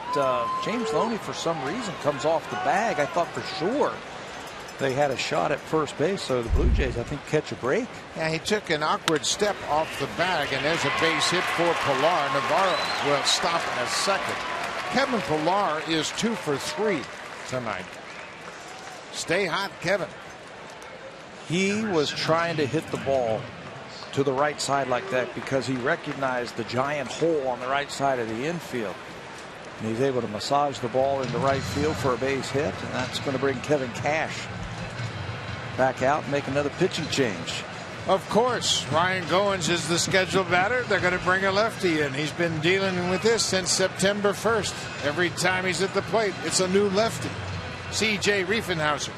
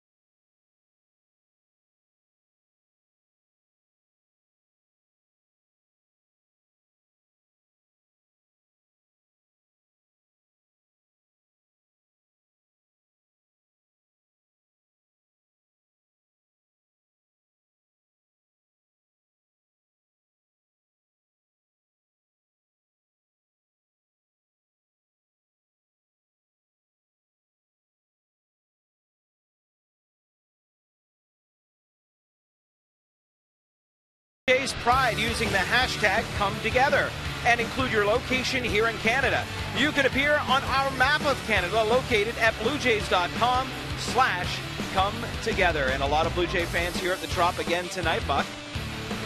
They sure are, Barry, and this is a big crowd by Tampa Bay standards. There's a big concert after this ball game tonight. They have a celebrity DJ in for the concert. Steve Aoki is in to have this concert post game. That's why a lot of the fans have come out tonight. This is the lefty, C.J. Riefenhauser. Last 5 games that the Blue Jays have played against Tampa Bay over the last week, they've seen C.J. Riefenhauser 4 times now.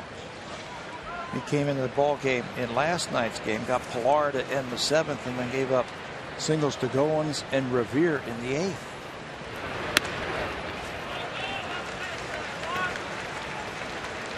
Ryan Goins had a triple off the left-hander Enny Romero last night and drove in 2 runs as they brought in Romero to get Goins out, and that backfired.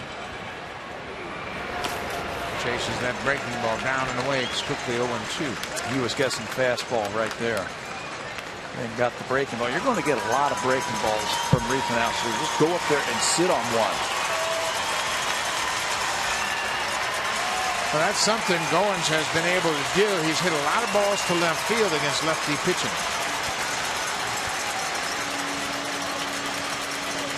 For the season, Ryan's batting .222 against left-handers.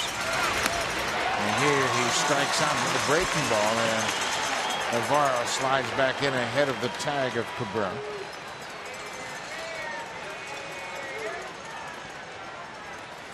So Goins strikes out.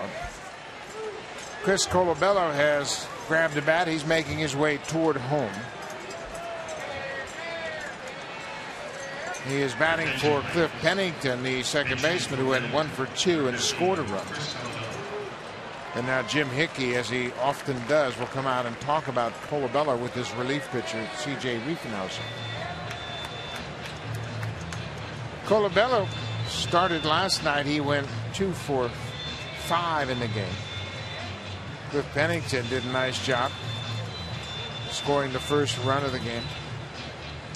He got robbed of a hit a second time up. Could have had 2 hits tonight. But this is where Chris Colabello, if he's not starting in the game in the playoffs, this is where you're going to be using him right here. So I like him getting a chance like this. It's going to be a playoff type of at bat for him. And it's a little different role than he's been used to. Obviously, when he played in the independent league, he didn't have any pinch hitting appearances, and certainly hasn't had many. This year and lately, more often, he's getting some pinch hitting at bats. For the season, Colabello is 3 for 11 as a pinch hitter with an RBI. The key to pinch hitting, make every swing count. You don't want to go up there and start taking pitches right down the middle. Go up there, make them all count. You get 3. Colabello batting .299 against lefty pitching.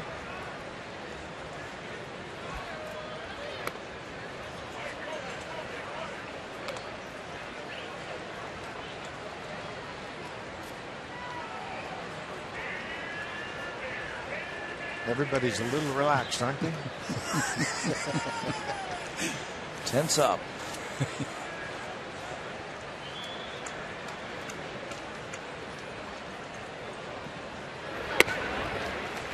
There's a fastball strike. It's 2-1 to Colabello.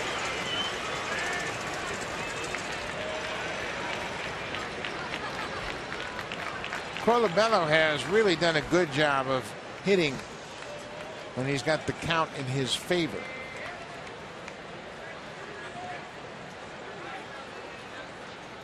He's very aggressive early in the at-bats. He's hit .528 on the first pitch this season. He has a good game plan. If he gets his pitch, he's going to hack at it. And you're looking for an extra base hit here. He got his first triple last night, but it was an odd triple. Pulled on the ground. Longoria looks to second and is able to force Pilar at second. But the Blue Jays get a run. Hit a couple runs on one swing of the bat. Edwin Encarnacion with a man aboard. Gets a pitch he likes and hammers it to the seats in left. Home run number 39. That gives the Blue Jays a 3-1 lead.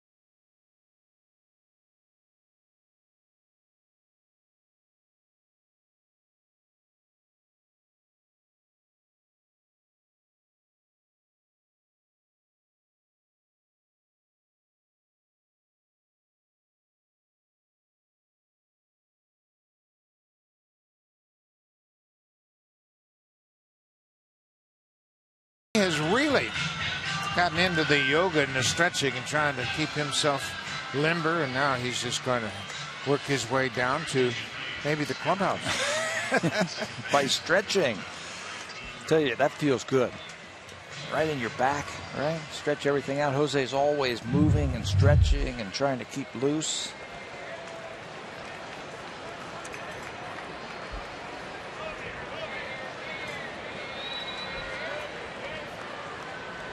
Blue Jays have a 3-1 lead. John Jaso has provided the Rays with their only run. He leadoff home run off of Marco Estrada.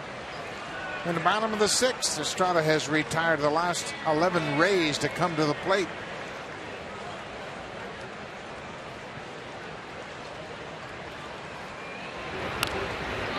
Check swing on that changeup.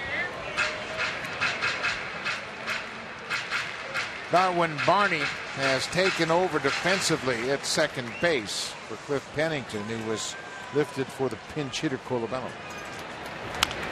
There's that cut fastball. Well, that has been a money pitch for Estrada this season. It sure has. He just started throwing it this year.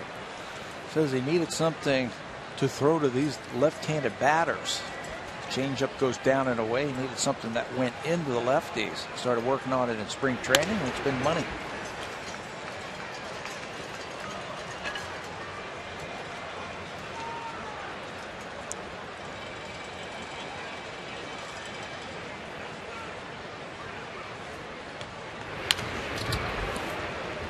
Gianni Navarro, of course, he's caught Mark Buehrle a lot, and last year he caught him exclusively. This year, Buehrle would throw to Navarro and get himself back on track, and he compares Estrada's fastball command to that of Buehrle's.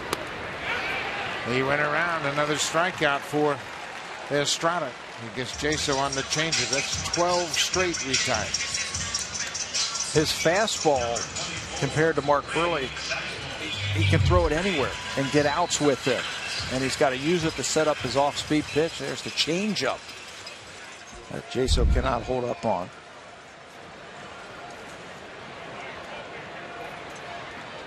Grady Sizemore has grounded out twice, once to the second baseman, once back to the pitcher. But that fastball command is the essence of all pitchers' success. Once you start making strikes to all four quadrants of the strike zone, then you can carve up hitters. If you got some of the arsenal that Marco has, curveball, cutter, changeup to go along with that fastball, you're going to have success.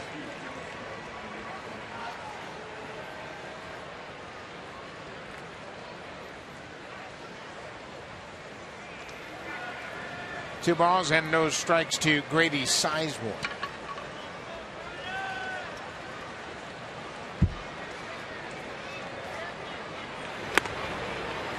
Foul tip. Just caught that bat as he checked his swing.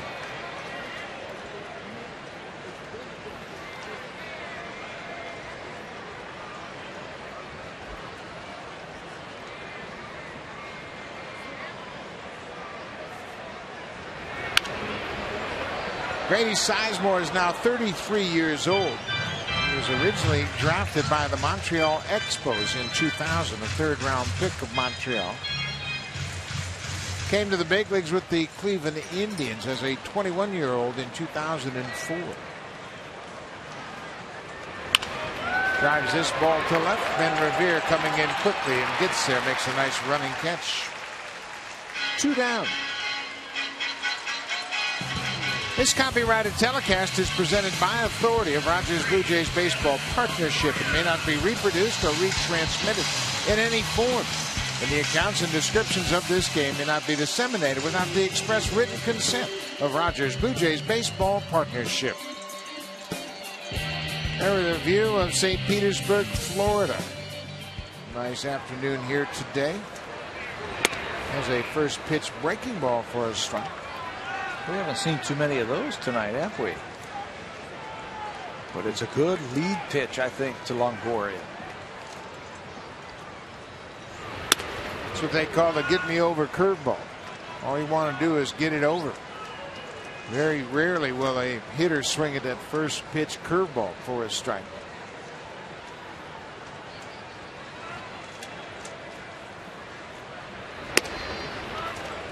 Two and one to Longoria. He has singled and flied out. He's 1 for 2.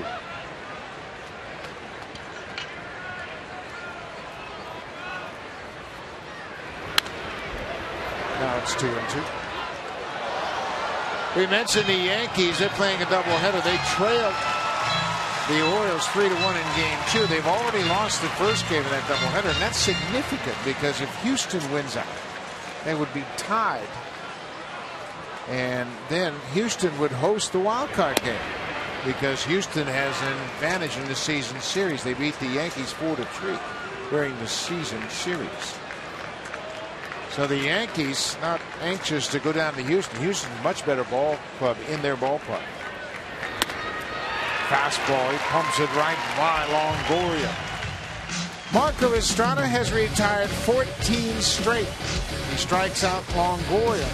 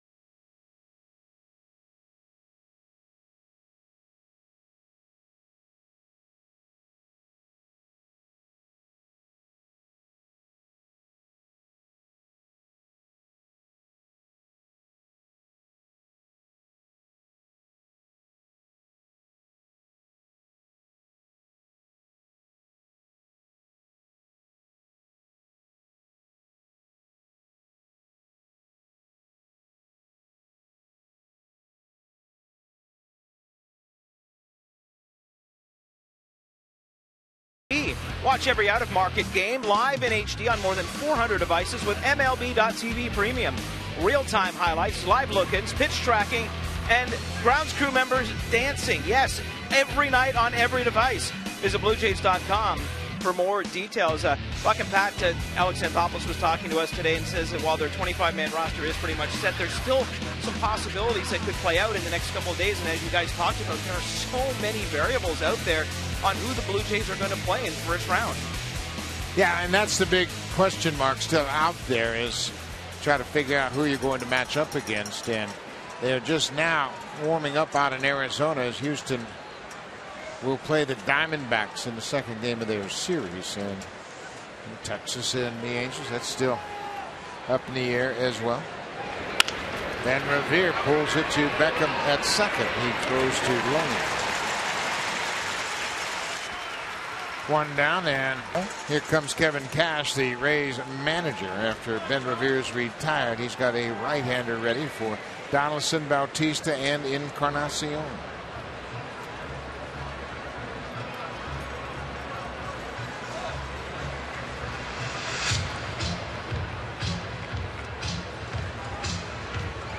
Blue Jays lead at 3-1. Steve Geltz into the game to face Josh Donaldson when we come back.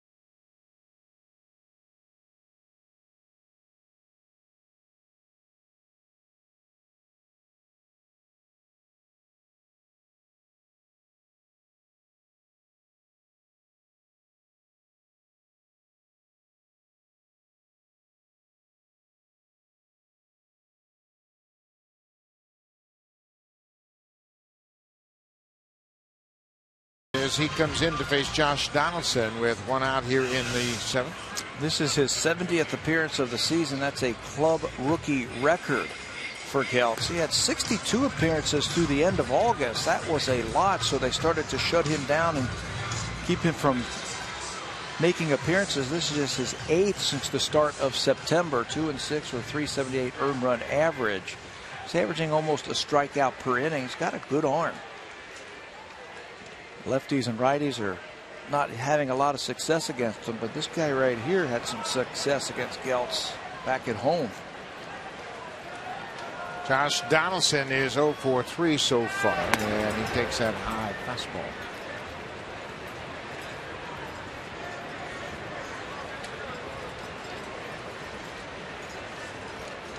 Blue Jays lead it 3-1. The Rays are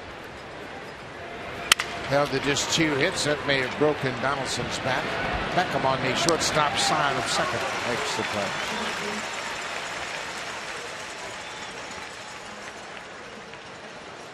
Tropicana Field, they have a decent crowd here tonight. They have a post-game concert that will feature Steve Aoki, the DJ that's going to put on a show here, and the fans have come out tonight. Second to last game of the season for the Rays, and certainly a disappointing season as they are 78-82. 15 games behind the Blue Jays. It's 2 straight seasons that they did not reach the 500 mark for Tampa Bay.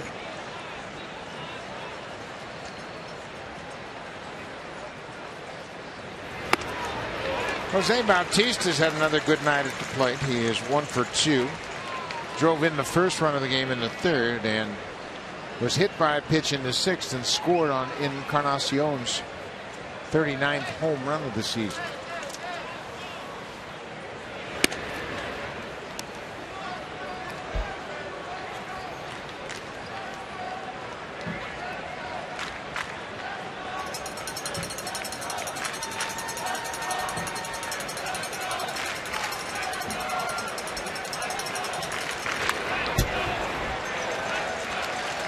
Jose seeing that breaking ball. That's the pitch that helps through to Donaldson. Remember when he walked him off back at Rogers Center right before this road trip started?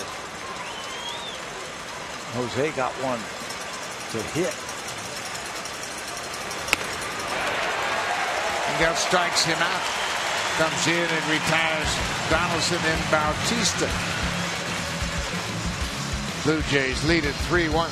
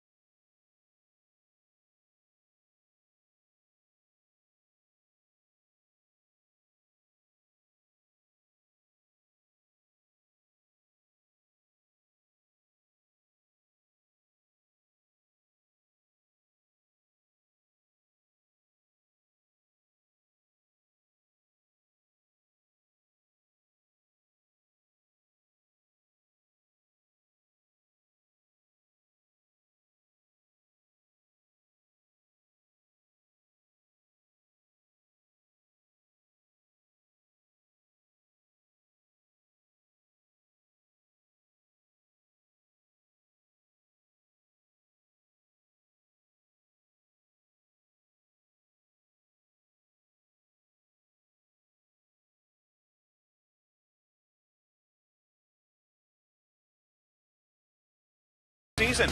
Don't miss a single pitch with our in-game live game tracker. Plus, the latest news, videos, and interviews on Canada's team. Download the new Sportsnet app for free today. And guys, a great story today by Shai Davidi on Alex Anthopoulos, including what his future may hold in Toronto. As of course you guys know, he's very coy, keeps his cards very close to the chest, but did say that he absolutely loves working out of Toronto, and you'd have to think that the Blue Jays would be seriously thinking about bringing him back. Oh, I would think so, and I would certainly hope so. He's done a terrific job in his 6 years as the GM. Certainly this year, his shining moment. All the acquisitions that he brought in, including Marco Estrada, who's living up to expectations once again. As Asdrubal Cabrera fouls back that 87-mile-an-hour pitch, and he seemed to be surprised that he was jammed by it.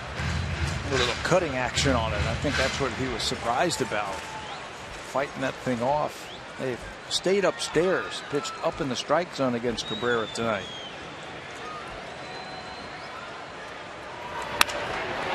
It's a high fly ball deep to right. Bautista's going to watch it sail over the wall. Cabrera's 15th home run of the season makes it a one-run game.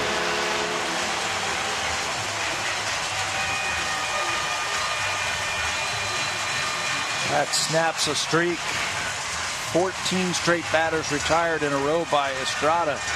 Told you he'd been pitching up in the strike zone against Cabrera tonight. The problem with that, if you miss your spot, if you don't get it up high enough, you might give up a home run. Watch where this one is. It's up. And Cabrera knocks it out of here for his 15th home run this season. And you can see the reaction from Marco. He knew. So Pete Walker is going to go out to the mound to give the bullpen some time to get loose. Double barrel action for the Blue Jays. The lefty is Brett Cecil. The righty's LaTroy Hawkins.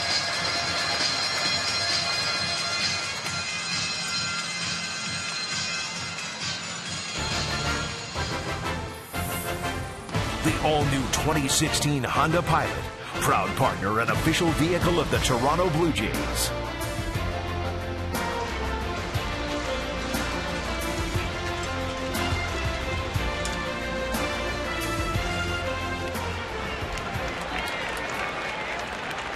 Steven Souza Jr. has struck out twice against Estrada. He falls behind 0-1. Just off the outside corner.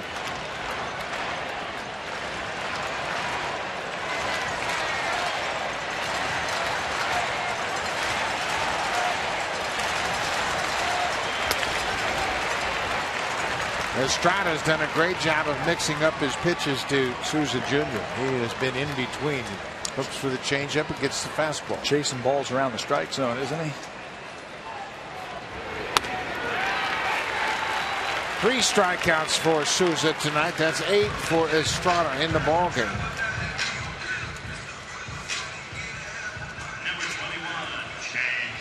Look at the opponent's batting average after the All-Star break in the American League. Marco Estrada is dealing a 188 opponent's average. He leads his teammate David Price, who's given up a 212 batting average, and Salazar, Tanaka, and Verlander, top 5 in the American League since the All-Star break. And he's doing it again tonight. He's only given up 3 hits, a couple of home runs, and an infield hit by Evan Longoria in the first inning, and that's been it. Well, you certainly have to acknowledge the fact that this isn't a fluke.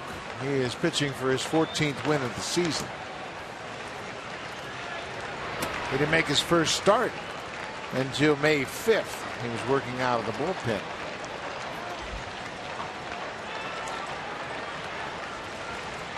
James Loney, a strikeout and a ground out.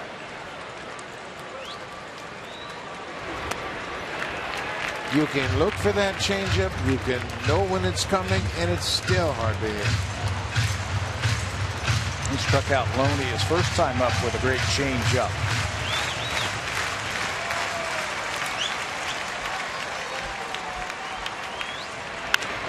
There he beats him with that fastball, just 90 miles an hour. You know, we talk about Estrada mixing up his pitches so well. The true story is that it's Navarro. And Navarro's done a great job with Marco, and he'll tell you that.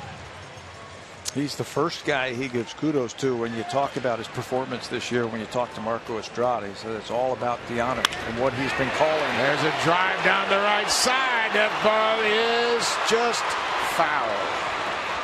He had the distance. Another pitch to stay it up. That looked like a changeup. It was up. Doesn't look like there's going to be any argument from the Tampa Bay Rays. That ball's just 322 down the right field line. And that's clearly foul. He's throwing some good curveballs tonight. This might be the place for it. And come back with another changeup. That's the right pitch, Navarro. He made the right call again. Well, 9 strikeouts. That was a great pitch. I mean, where it was down. No chance for Loney. Watch where this pitch is. He's got to reach for it because it's down. It throws off his timing. He's through the strike zone before the ball even gets there. Marco Estrada will turn things over to the bullpen. This is his 5th game against the Rays. He has 9 strikeouts tonight, 27 strikeouts against Tampa Bay, and he'll leave and give the bullpen the rest of the night. Another terrific start for Marco Estrada, acknowledging the Blue Jays fans here at Tropicana Field.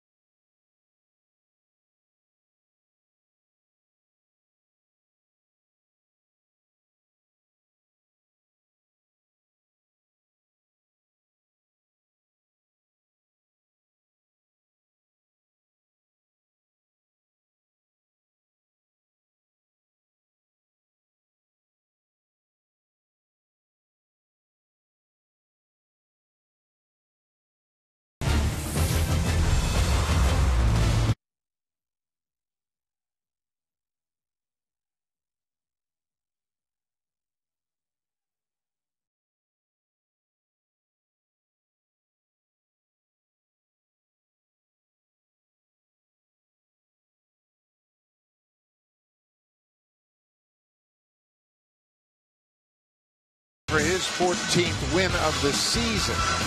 He didn't walk a batter tonight after giving up the leadoff home run to John Jay, so he really settled down. At one point, he retired 14 straight. 3 hits, 2 home runs. Those are the 2 earned runs right there. That's the 5th time that he hasn't walked a batter in a start this season. He's been around the plate. LaTroy Hawkins probably in for just this one batter. As Tim Beckham, there's the Hawks numbers in 41 games this season with Colorado and the Blue Jays. Jumps ahead of Beckham with a first pitch fastball.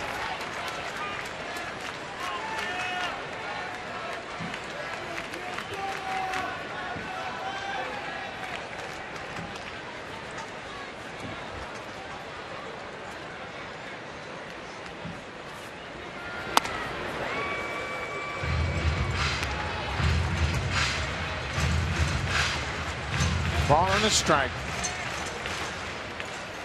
Beckham has 9 home runs for the season.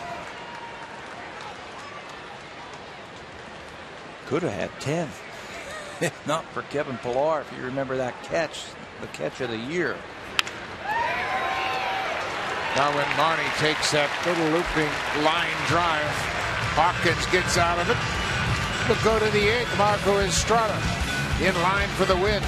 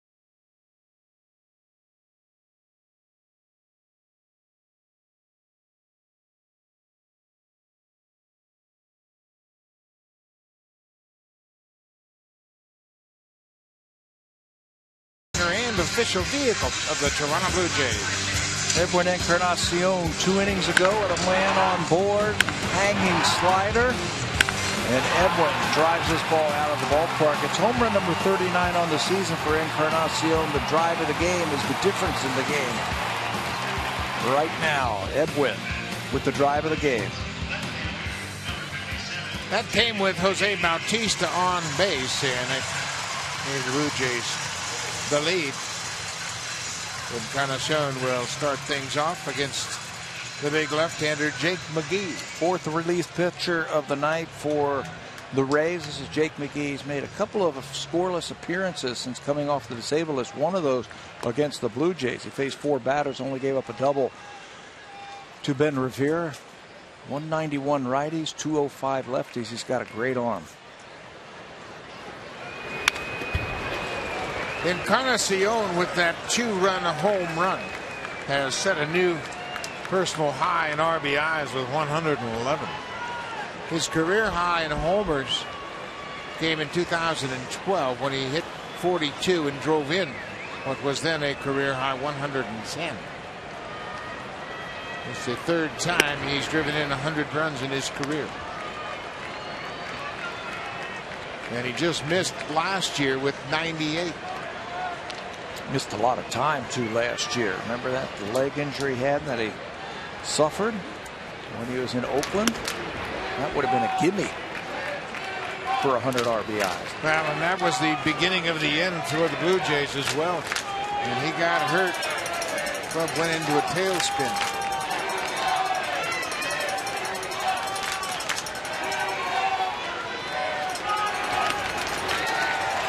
That popped out of the catcher's glove on the foul tip. McGee, he is a tough lefty, hard-throwing lefty, came back from injuries and joined the team till the middle of the season. 2 stints on the disabled list. One of them for his elbow and one of them for his knee.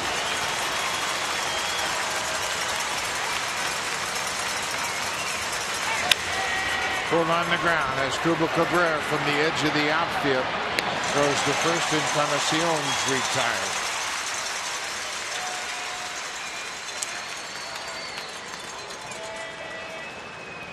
Justin Smoke will bat right-handed against Jake McGee. Number 13, Justin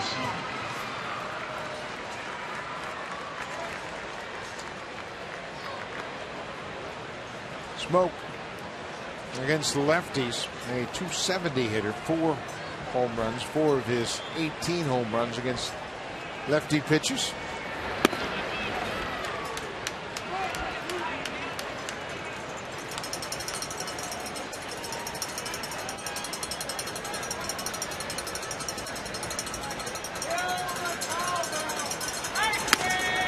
There's a good fastball. He's got a good fastball. That one just 91 miles an hour from McGee, but we've seen him 97, 98, even 99. And he started the year on the disabled list because of some elbow surgery he had in the offseason.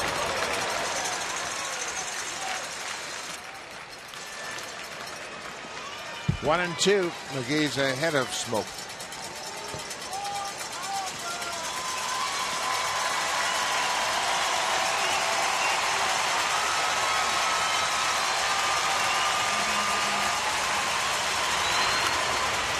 Slow changeup, that slow curveball.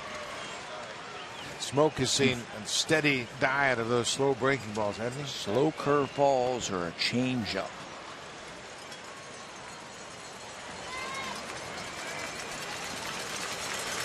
McGee had that knee surgery August 21st right here in St. Pete.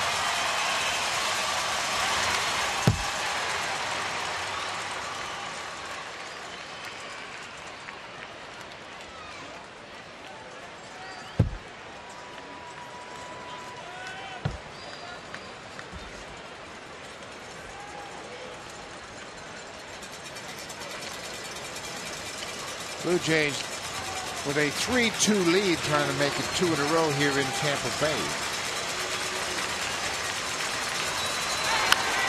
Foul back over the screen into the upper deck. The Yankees have tied the Orioles in Baltimore. It's 3-3, middle of the 5th.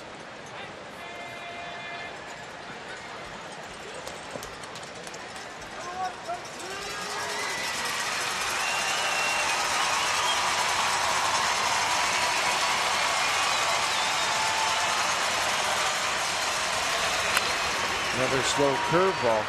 Cabrera from shortstop throws to first.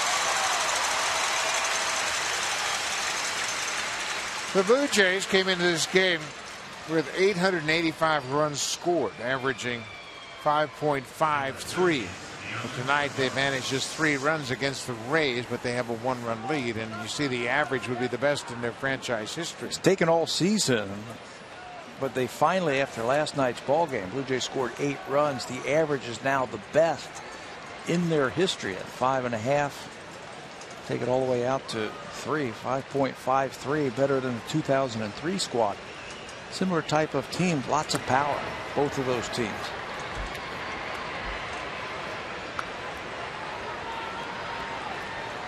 Gianni Navarro has walked, flied out, and hit into a fielder's choice.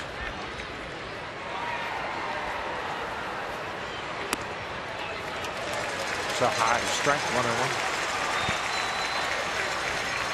Looking ahead to the bottom of the 8th, it's 8-9-1 for the Rays. Kiermaier Rivera, then back to the top of the order, John Jaso. With that, the Blue Jays have a right-hander, Lowe, who has joined Cecil. Brett Cecil is already standing by. He has warmed up and is ready to go.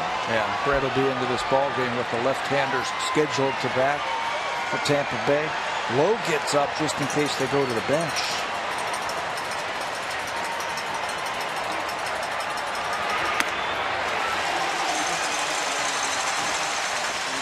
Two and two now to Navarro. Well, that's the one thing the Blue Jays would like to have is a second lefty in their bullpen to set up their roster. And of course, Aaron Loup is there. I think he is in the mix, but they've not made any decisions.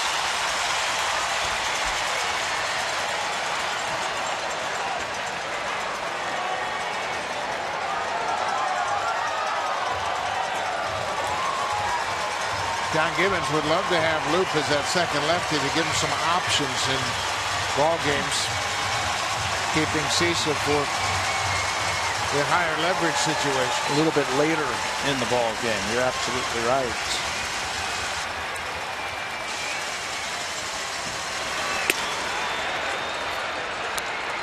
Full count.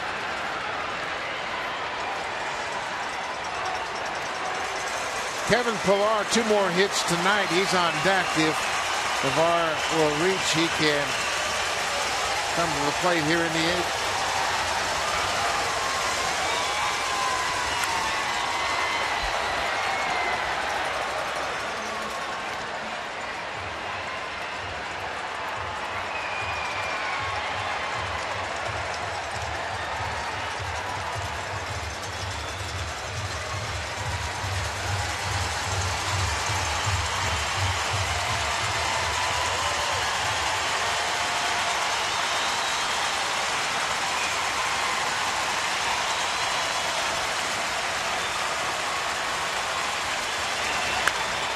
Deep drive to left. If it's fair, it's gone. It is a foul ball. Went over the top of that foul pole, and Navarro put a charge in it. He's looking down there, and now John Gibbons is out to support Navarro. And I think Gibbons is going to have the umpires look at this one. He's over to talk to Bruce Dreckman, the home plate umpire. That ball was well over the foul pole, and there you can see from that angle it appears to be foul by plenty. High fastball. Navarro's going to stand there watching himself. And I think he knows that that's a foul ball. You're right. It was higher than the foul pole, but that shot that we had right down the line showed that it was clearly in foul territory. It looked like it was foul before it even reached the foul pole.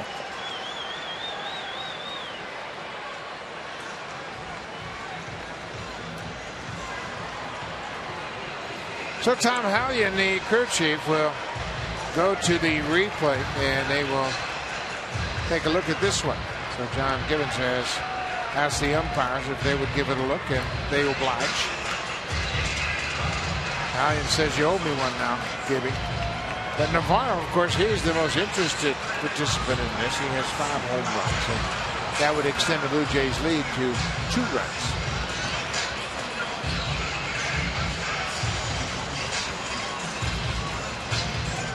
I think we've talked about this before, how they should just extend those foul poles. I mean, guys are hitting the ball so much farther. And higher. All you have to do is go straight up. You can see where that ball is going. And it's foul.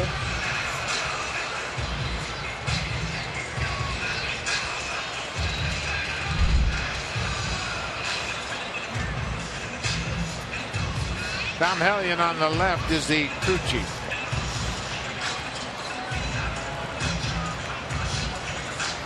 But you never know in this ballpark what the ball might hit. So you got to pay attention to everything. There are wires that support the catwalk, and they can get involved. Of course, there are different rules for Ring D. Ring C are the same. A and B are different. The A and B are the highest ones, and then C and D the lower 2. Colabello hit the D ring last night. Excuse me, he didn't hit the D ring. He hit the B ring, the second one. Let's see, ball. Boy, that's interesting. It looked like it deflected off that catwalk. And they're going to uphold the call on the field as a foul ball. But that last video looked like the ball picked that catwalk and then went to the left. And if that's the case, there's a foul pole on that catwalk. On that ring. And if it hits that ring, it's where it comes down, right? It looked like it came down foul, and that was the call. The ruling on the field stands. So Navarro bats with a 3-2 count. 2 outs. Top of the 8th inning. He throws a breaking ball, and he'll take ball 4. Second time he's walked tonight. McGee's throwing more breaking balls than we have seen in the past. And you mentioned his velocity isn't quite where we're used to seeing it, 96, 97. So maybe he thinks that breaking ball will give him a little bit of a edge.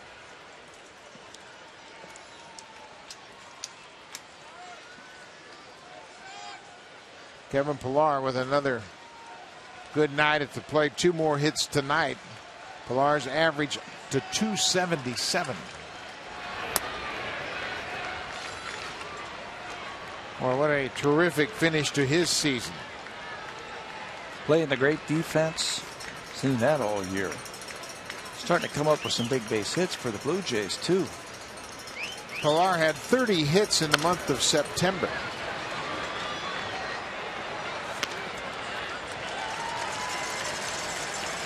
He had over 300 in September. Had that terrific month of June where he had 365.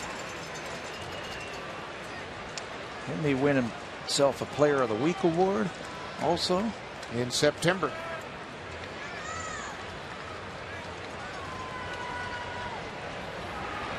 He has another base hit. Stay hot, Kevin Pillar.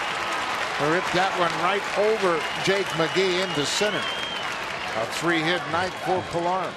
He's got a 9-game hit streak. He timed up that fastball that time and sent it right back over the head of McGee.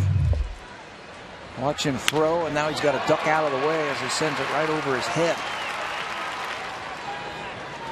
That's a scary thought right there, and feeling right over his glove. So now Ryan Goins gets another lefty.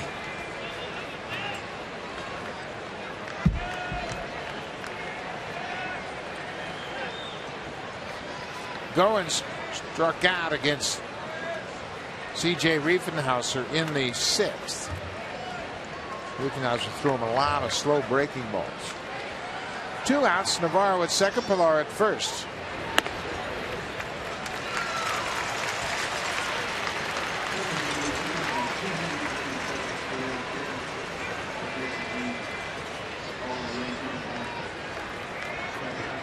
Goins is 0 for 2 against Jake McGee. Bouncing ball, Beckham to his right. He'll gather and throw to first. Blue Jays get a walk and a 2-out single. They strand a pair. They'll go to the bottom of the 8th. Now time for a Blue Jays Central update. Here's Jamie Campbell and Greg Zahn.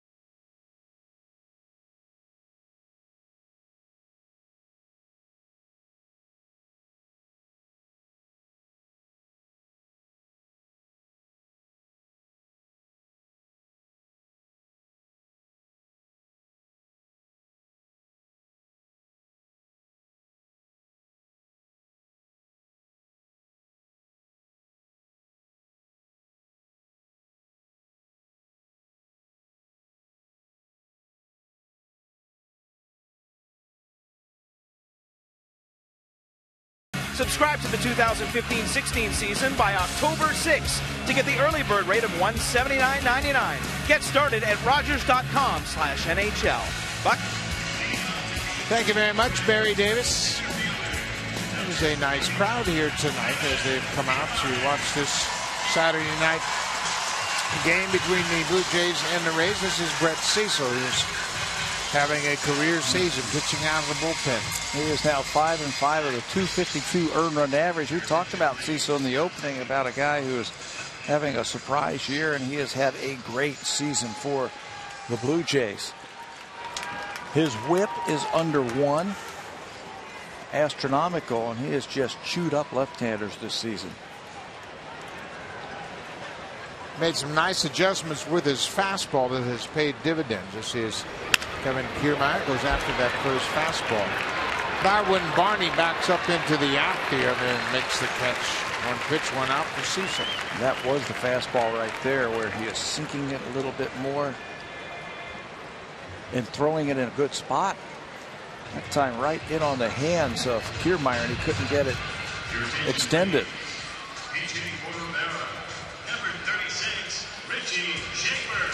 So Cecil, the lefty, enter to face the catcher.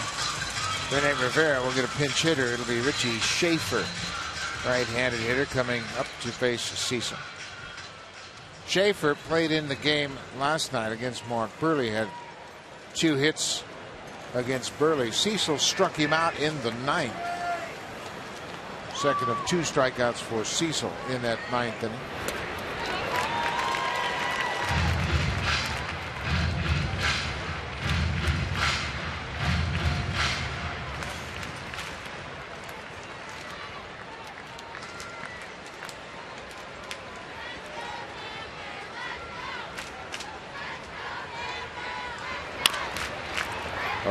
Cecil's done a terrific job of being very efficient with his pitches, throwing a lot of strikes.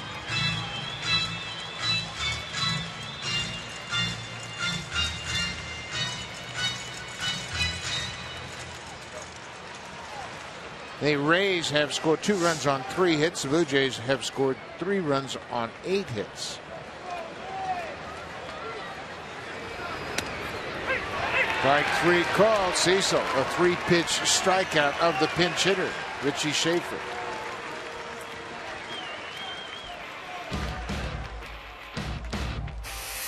Make your renovation a cut above during the DIY expert sale.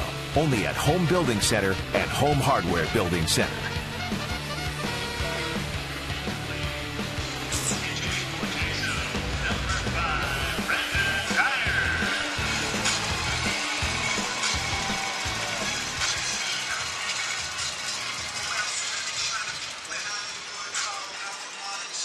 So Kevin Cash has made a move. He has sent Brandon Guyer up to bat for John Jaso, the leadoff man. With that, Guyer a right-handed hitter, and Gibbons will counter with the righty Mark Lowe taking over for Brett Cecil here in the 8th.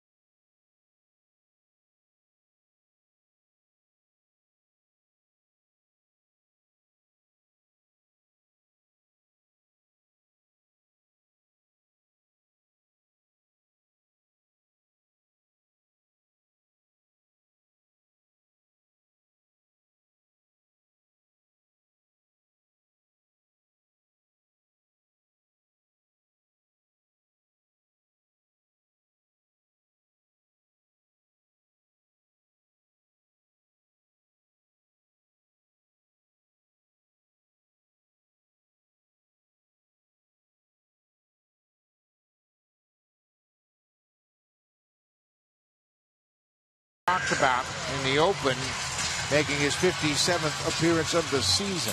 Another power arm to put it back into that bullpen. There are those numbers, 1 and 3. 198 earned run average. He's got a great slider. He pitched in last night's ball game and faced Mikey Matuk and struck him out with a wicked slider. And he will face Geyer, who was announced into the ball game. Brandon Geyer batting for John Jaso. No misses with the first pitch. Geyer has been a very effective pinch hitter. He's 10 for 37 with 2 pinch hit home runs and 9 ribbies. He is used to this role. It's a 1-run game. Geyer set a major league record, or tied a major league record in last night's game, didn't he? He got hit by a pitch in 3 separate at-bats. 3 times he was hit by a pitch. That ties a major league record. Set by many. Fouls that one off of Navarro. 1 and 2.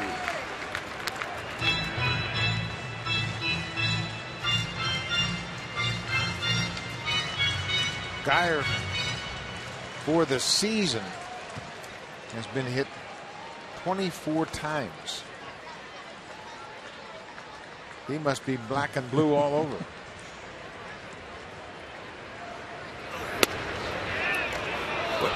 Lowe wanted it.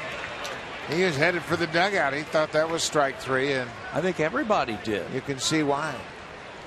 Looked like Bruce Dreckman, the home plate umpire, looked like he was starting to raise up like it was a strike. And in the inning,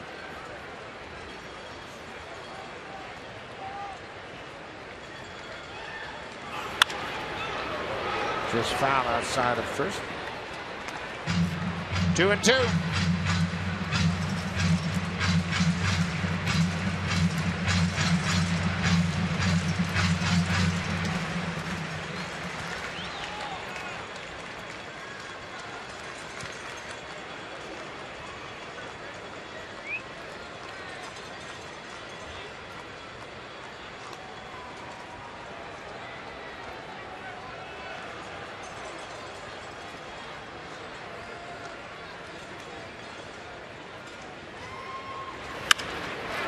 Now reaches for it and hits a pop up into center field. Pilar is there. Lowe gets out of it. He closes out the Rays in the 8th.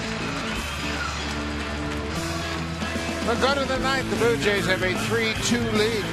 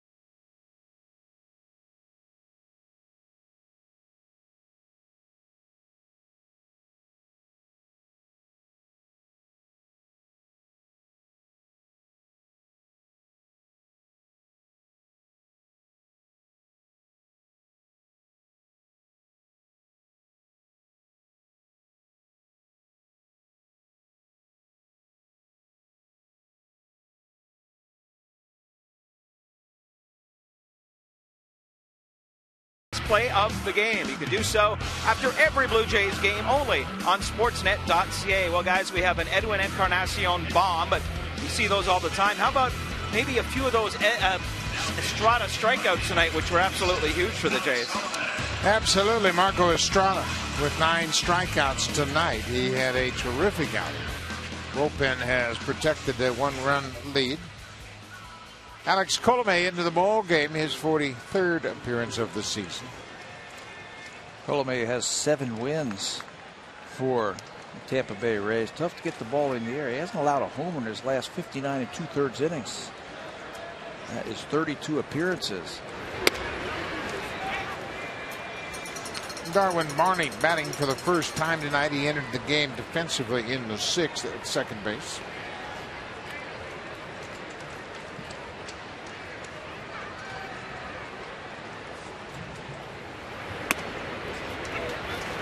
Ball on the strike. Barney's been a nice pickup. He came to the Blue Jays after Troy Tulowitzki was injured. Barney joined the Blue Jays in Yankee Stadium.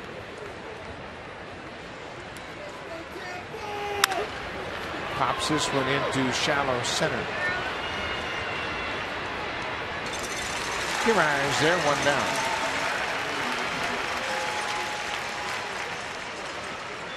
Luke Maile started last night. He's in defensively after Rivera was pinch hit for. Brandon Guyer pinch hit for John Jaso, the left fielder. He takes over in left. And Mikey Matuk has moved into center field.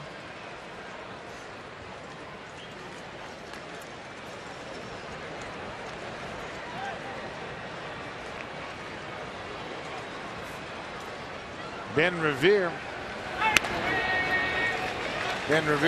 just 1 for 4 tonight, and that's a surprise. Generally, it's 2 or 3 hits a night for Revere. The way he's been swinging it, been on base all the time. Been on base just 1 time tonight.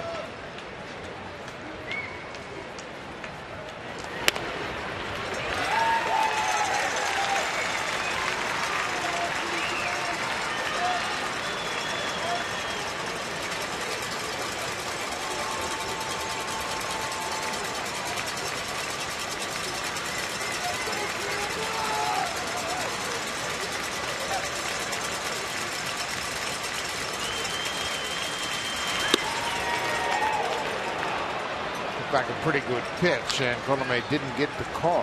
Just off the inside corner. 3-2 ball game. Blue Jays, which is 8 hits. They have a home run. Edwin Encarnacion, a 2-run shot in the 6th. That's the difference in this ball game. For Edwin, that's his 39th home run and gives him 2 more RBIs. He has set a career high with 111 runs driven in. Roberto Osuna, the closer, loosening up.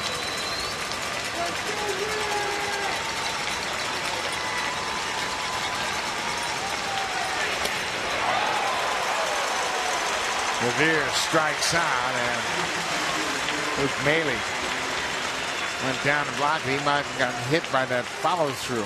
Well, that's something you don't see very often right there, is Ben Revere striking out twice in the same game. Chris Archer got him the first batter of the ball game. Now this ball just takes off on him. Hard cutter, hard slider right there from Colomé. A lot of movement on that pitch. 2 outs, Josh Donaldson. He's been shut out tonight, 0 for 4. Fly ball to center. Matuk right on the warning track. He is there, and Donaldson is retired. Quick inning for Colomé. 3 up, 3 down. With the bottom of the 9th, it's a 1-run game. With that, Roberto Osuna will come in, looking for the save.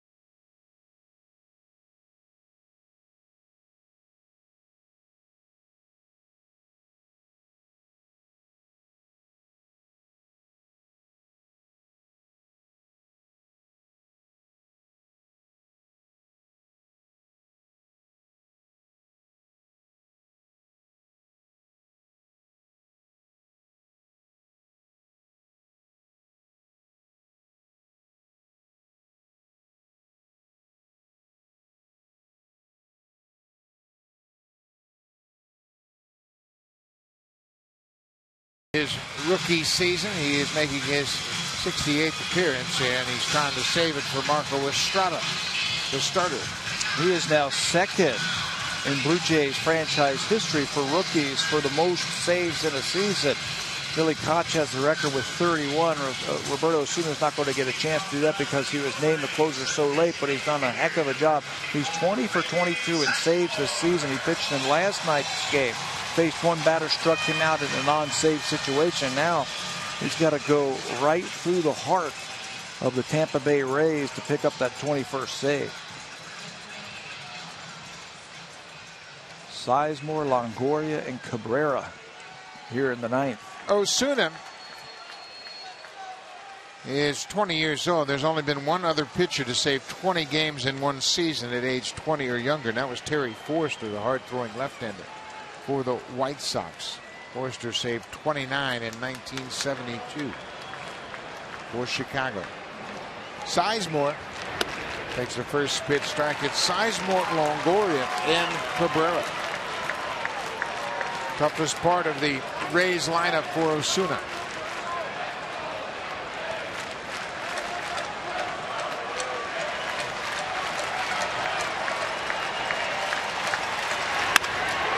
Given to the alley. Revere's not going to get it.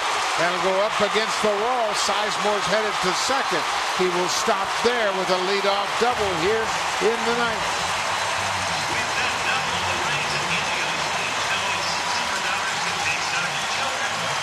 A slider on the first pitch and got ahead of Grady Sizemore. Grady is a very aggressive batter, so anything close to the plate, he's going to be ready for it.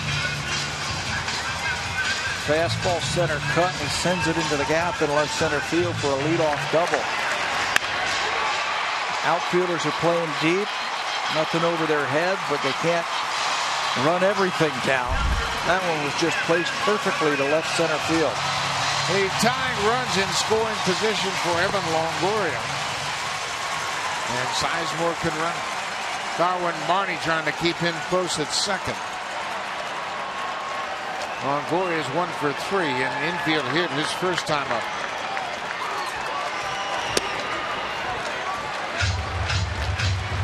Longoria batting just .250 with runners in scoring position. But more than anything, that reflects the lack of depth in their lineup. He's the one big bat. You just don't want him to beat you.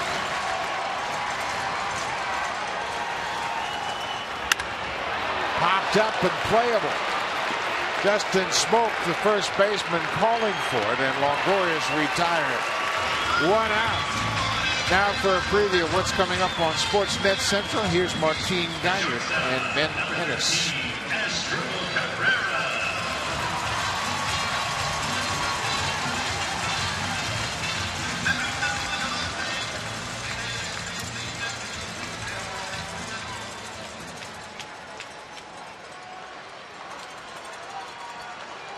Thank you very much, and that's all coming up right after this game. 1 out now. Grady Sizemore at second. Asdrubal Cabrera homered in the 7th off of Marco Estrada. Pitch that was up. If you remember, that might be where Osuna goes with that fastball. 96, but outside.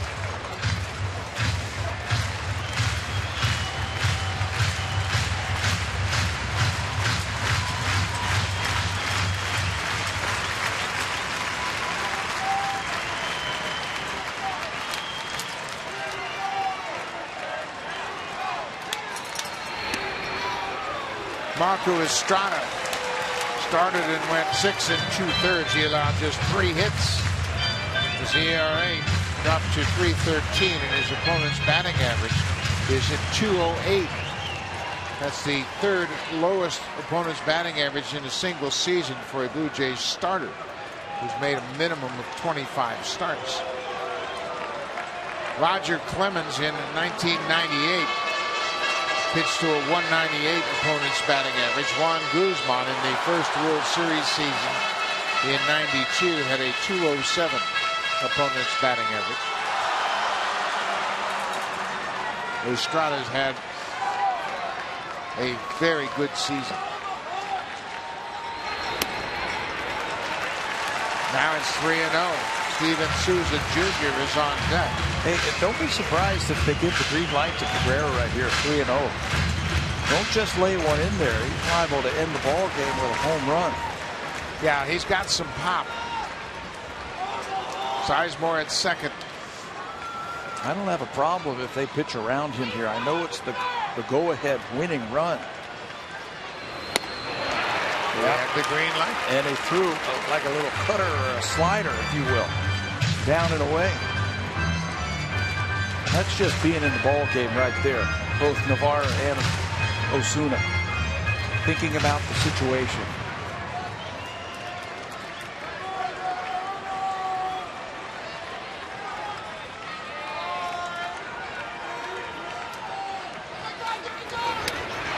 Another breaking ball. Full count now. 1 out.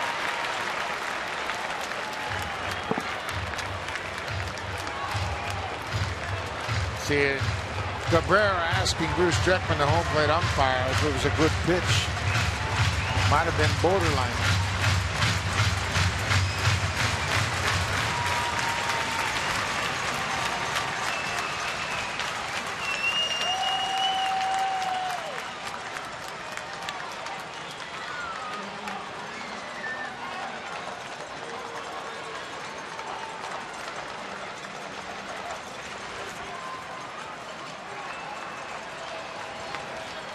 Blue Jays lead the season series 9-8. Bounce foul. Another slider. And a lot of the games are just like this. These two teams go at one another.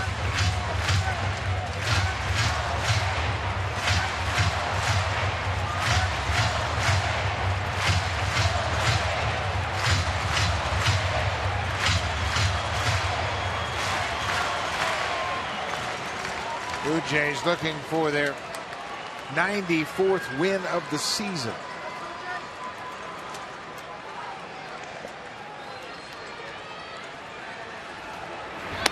Strike 3 call. Cabrera looking for another breaking ball.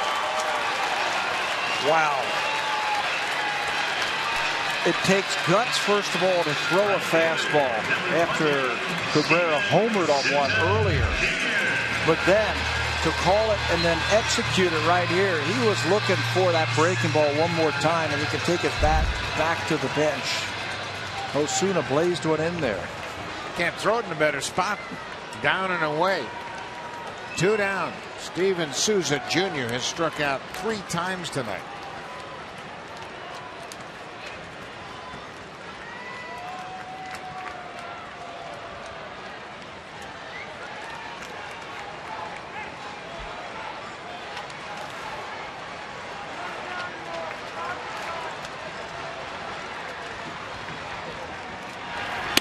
Way outside.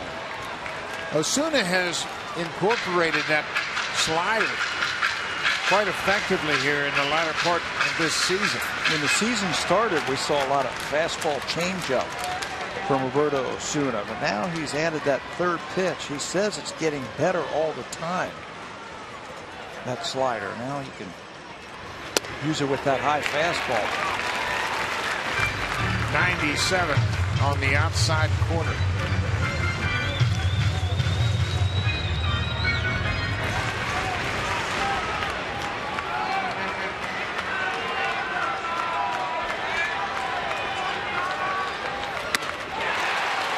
Stay up there. That is where Marco Estrada got him 3 times with that elevated fastball.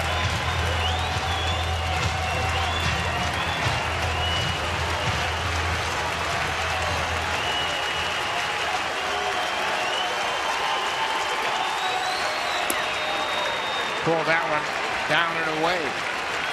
2-2. Kansas City Royals won earlier this afternoon in Minnesota. They've won 94 games. The Blue Jays trying to win their 94th and stay tied with Kansas City.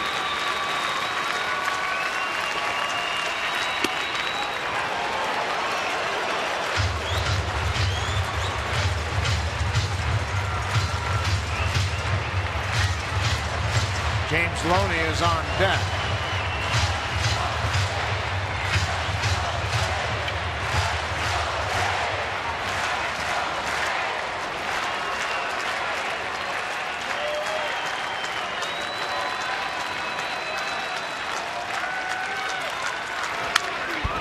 back.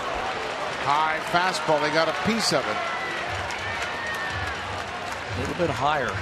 That one was a little bit too close to Souza's swing. Now Navarro's going to go out there and talk to him. I think it's a great move right here. What do you feel comfortable with right here? Probably not going to give him a sign either. Yeah. With that runner at second base. Yeah, Sizemore, the veteran, has been there all inning long. He had a leadoff double, so he's seen the entire complement of signs from Navarro.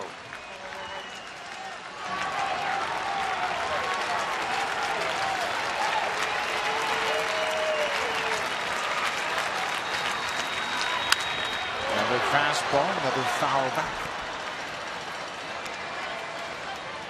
You just get a sense that Steven Souza Jr. wants to tie this game up. He's going to swing. And for me, go ahead and take a shot with that breaking ball now. He's swinging it anyway. He's thrown 2 high fastballs. This might be the time to do it. He threw it, and Souza took it. Just off the plate outside. He walks Souza. James Aloney will come to the plate.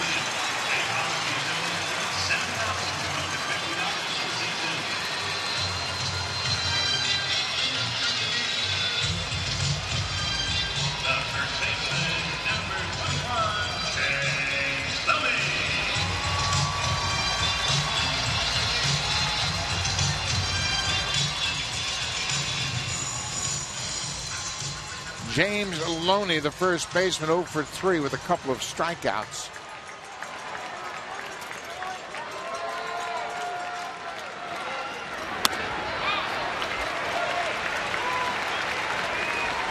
Ball 1.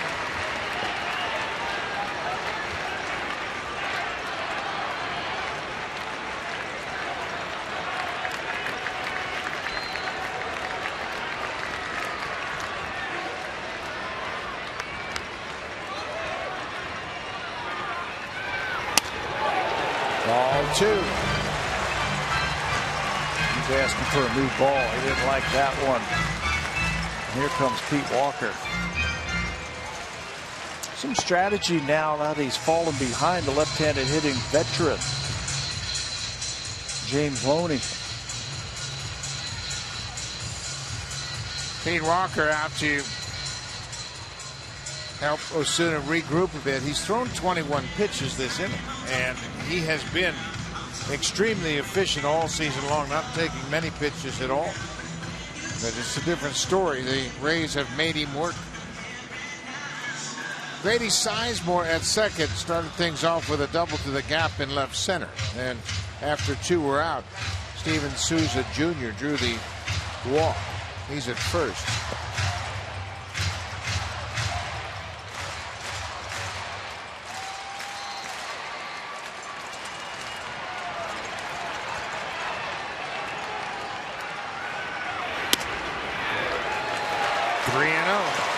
Same strategy with Cabrera. You know Loney's got the green light right here. And he's going to be looking for something that he can get over the heads of the outfielders. So be careful. That's Tim Beckham on deck. 2 outs. 3-0 pitch to Loney. He had the green light.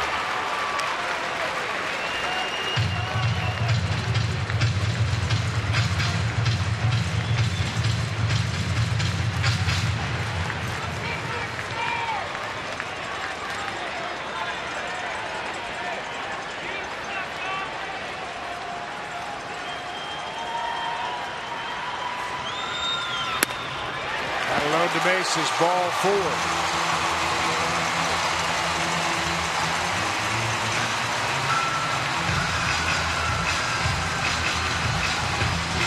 Two walks in the inning.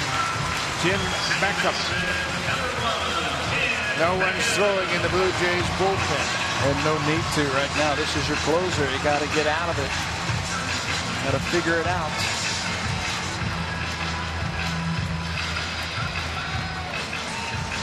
Osuna, the fourth reliever to work. Marco Estrada started, went 6 2/3. He's the pitcher of record.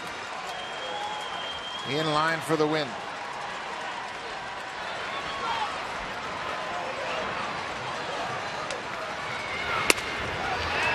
There's the first pitch strike. Yeah, right on the corner. Right there. Beckham's a good fastball hitter. I think you got to keep the ball away from him.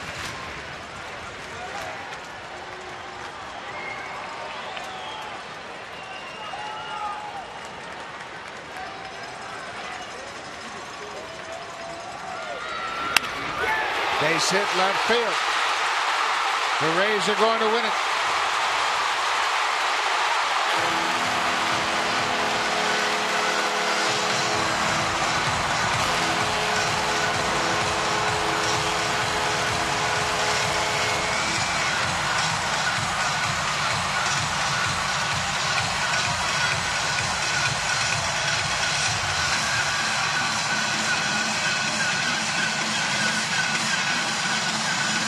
That leadoff double, always tough to pitch around. And Grady Sizemore, the veteran, got a leadoff double to start the inning, and that set up the winning rally here in the ninth. He almost got out of it. He got the pop up to Longoria, the strikeout Cabrera. He got 2 strikes on Souza, and then just couldn't finish off that at bat. That was the biggest at bat I thought of the inning. He walked Souza, then pitched around Loney, and then has to face Beckham. Told you he's a good fastball hitter. He gets a high fastball and ends the ball game with a single to left field. Watch where this is. They wanted the ball away. It's on the inner half. He likes that ball in there. Pulls it into the outfield for the game winner. For Beckham, RBIs 35 and 36. They have split the first 2 games here in St. Pete. We'll be back for the season finale tomorrow. Thanks for watching. Stay tuned. Here's Sportsnet Central.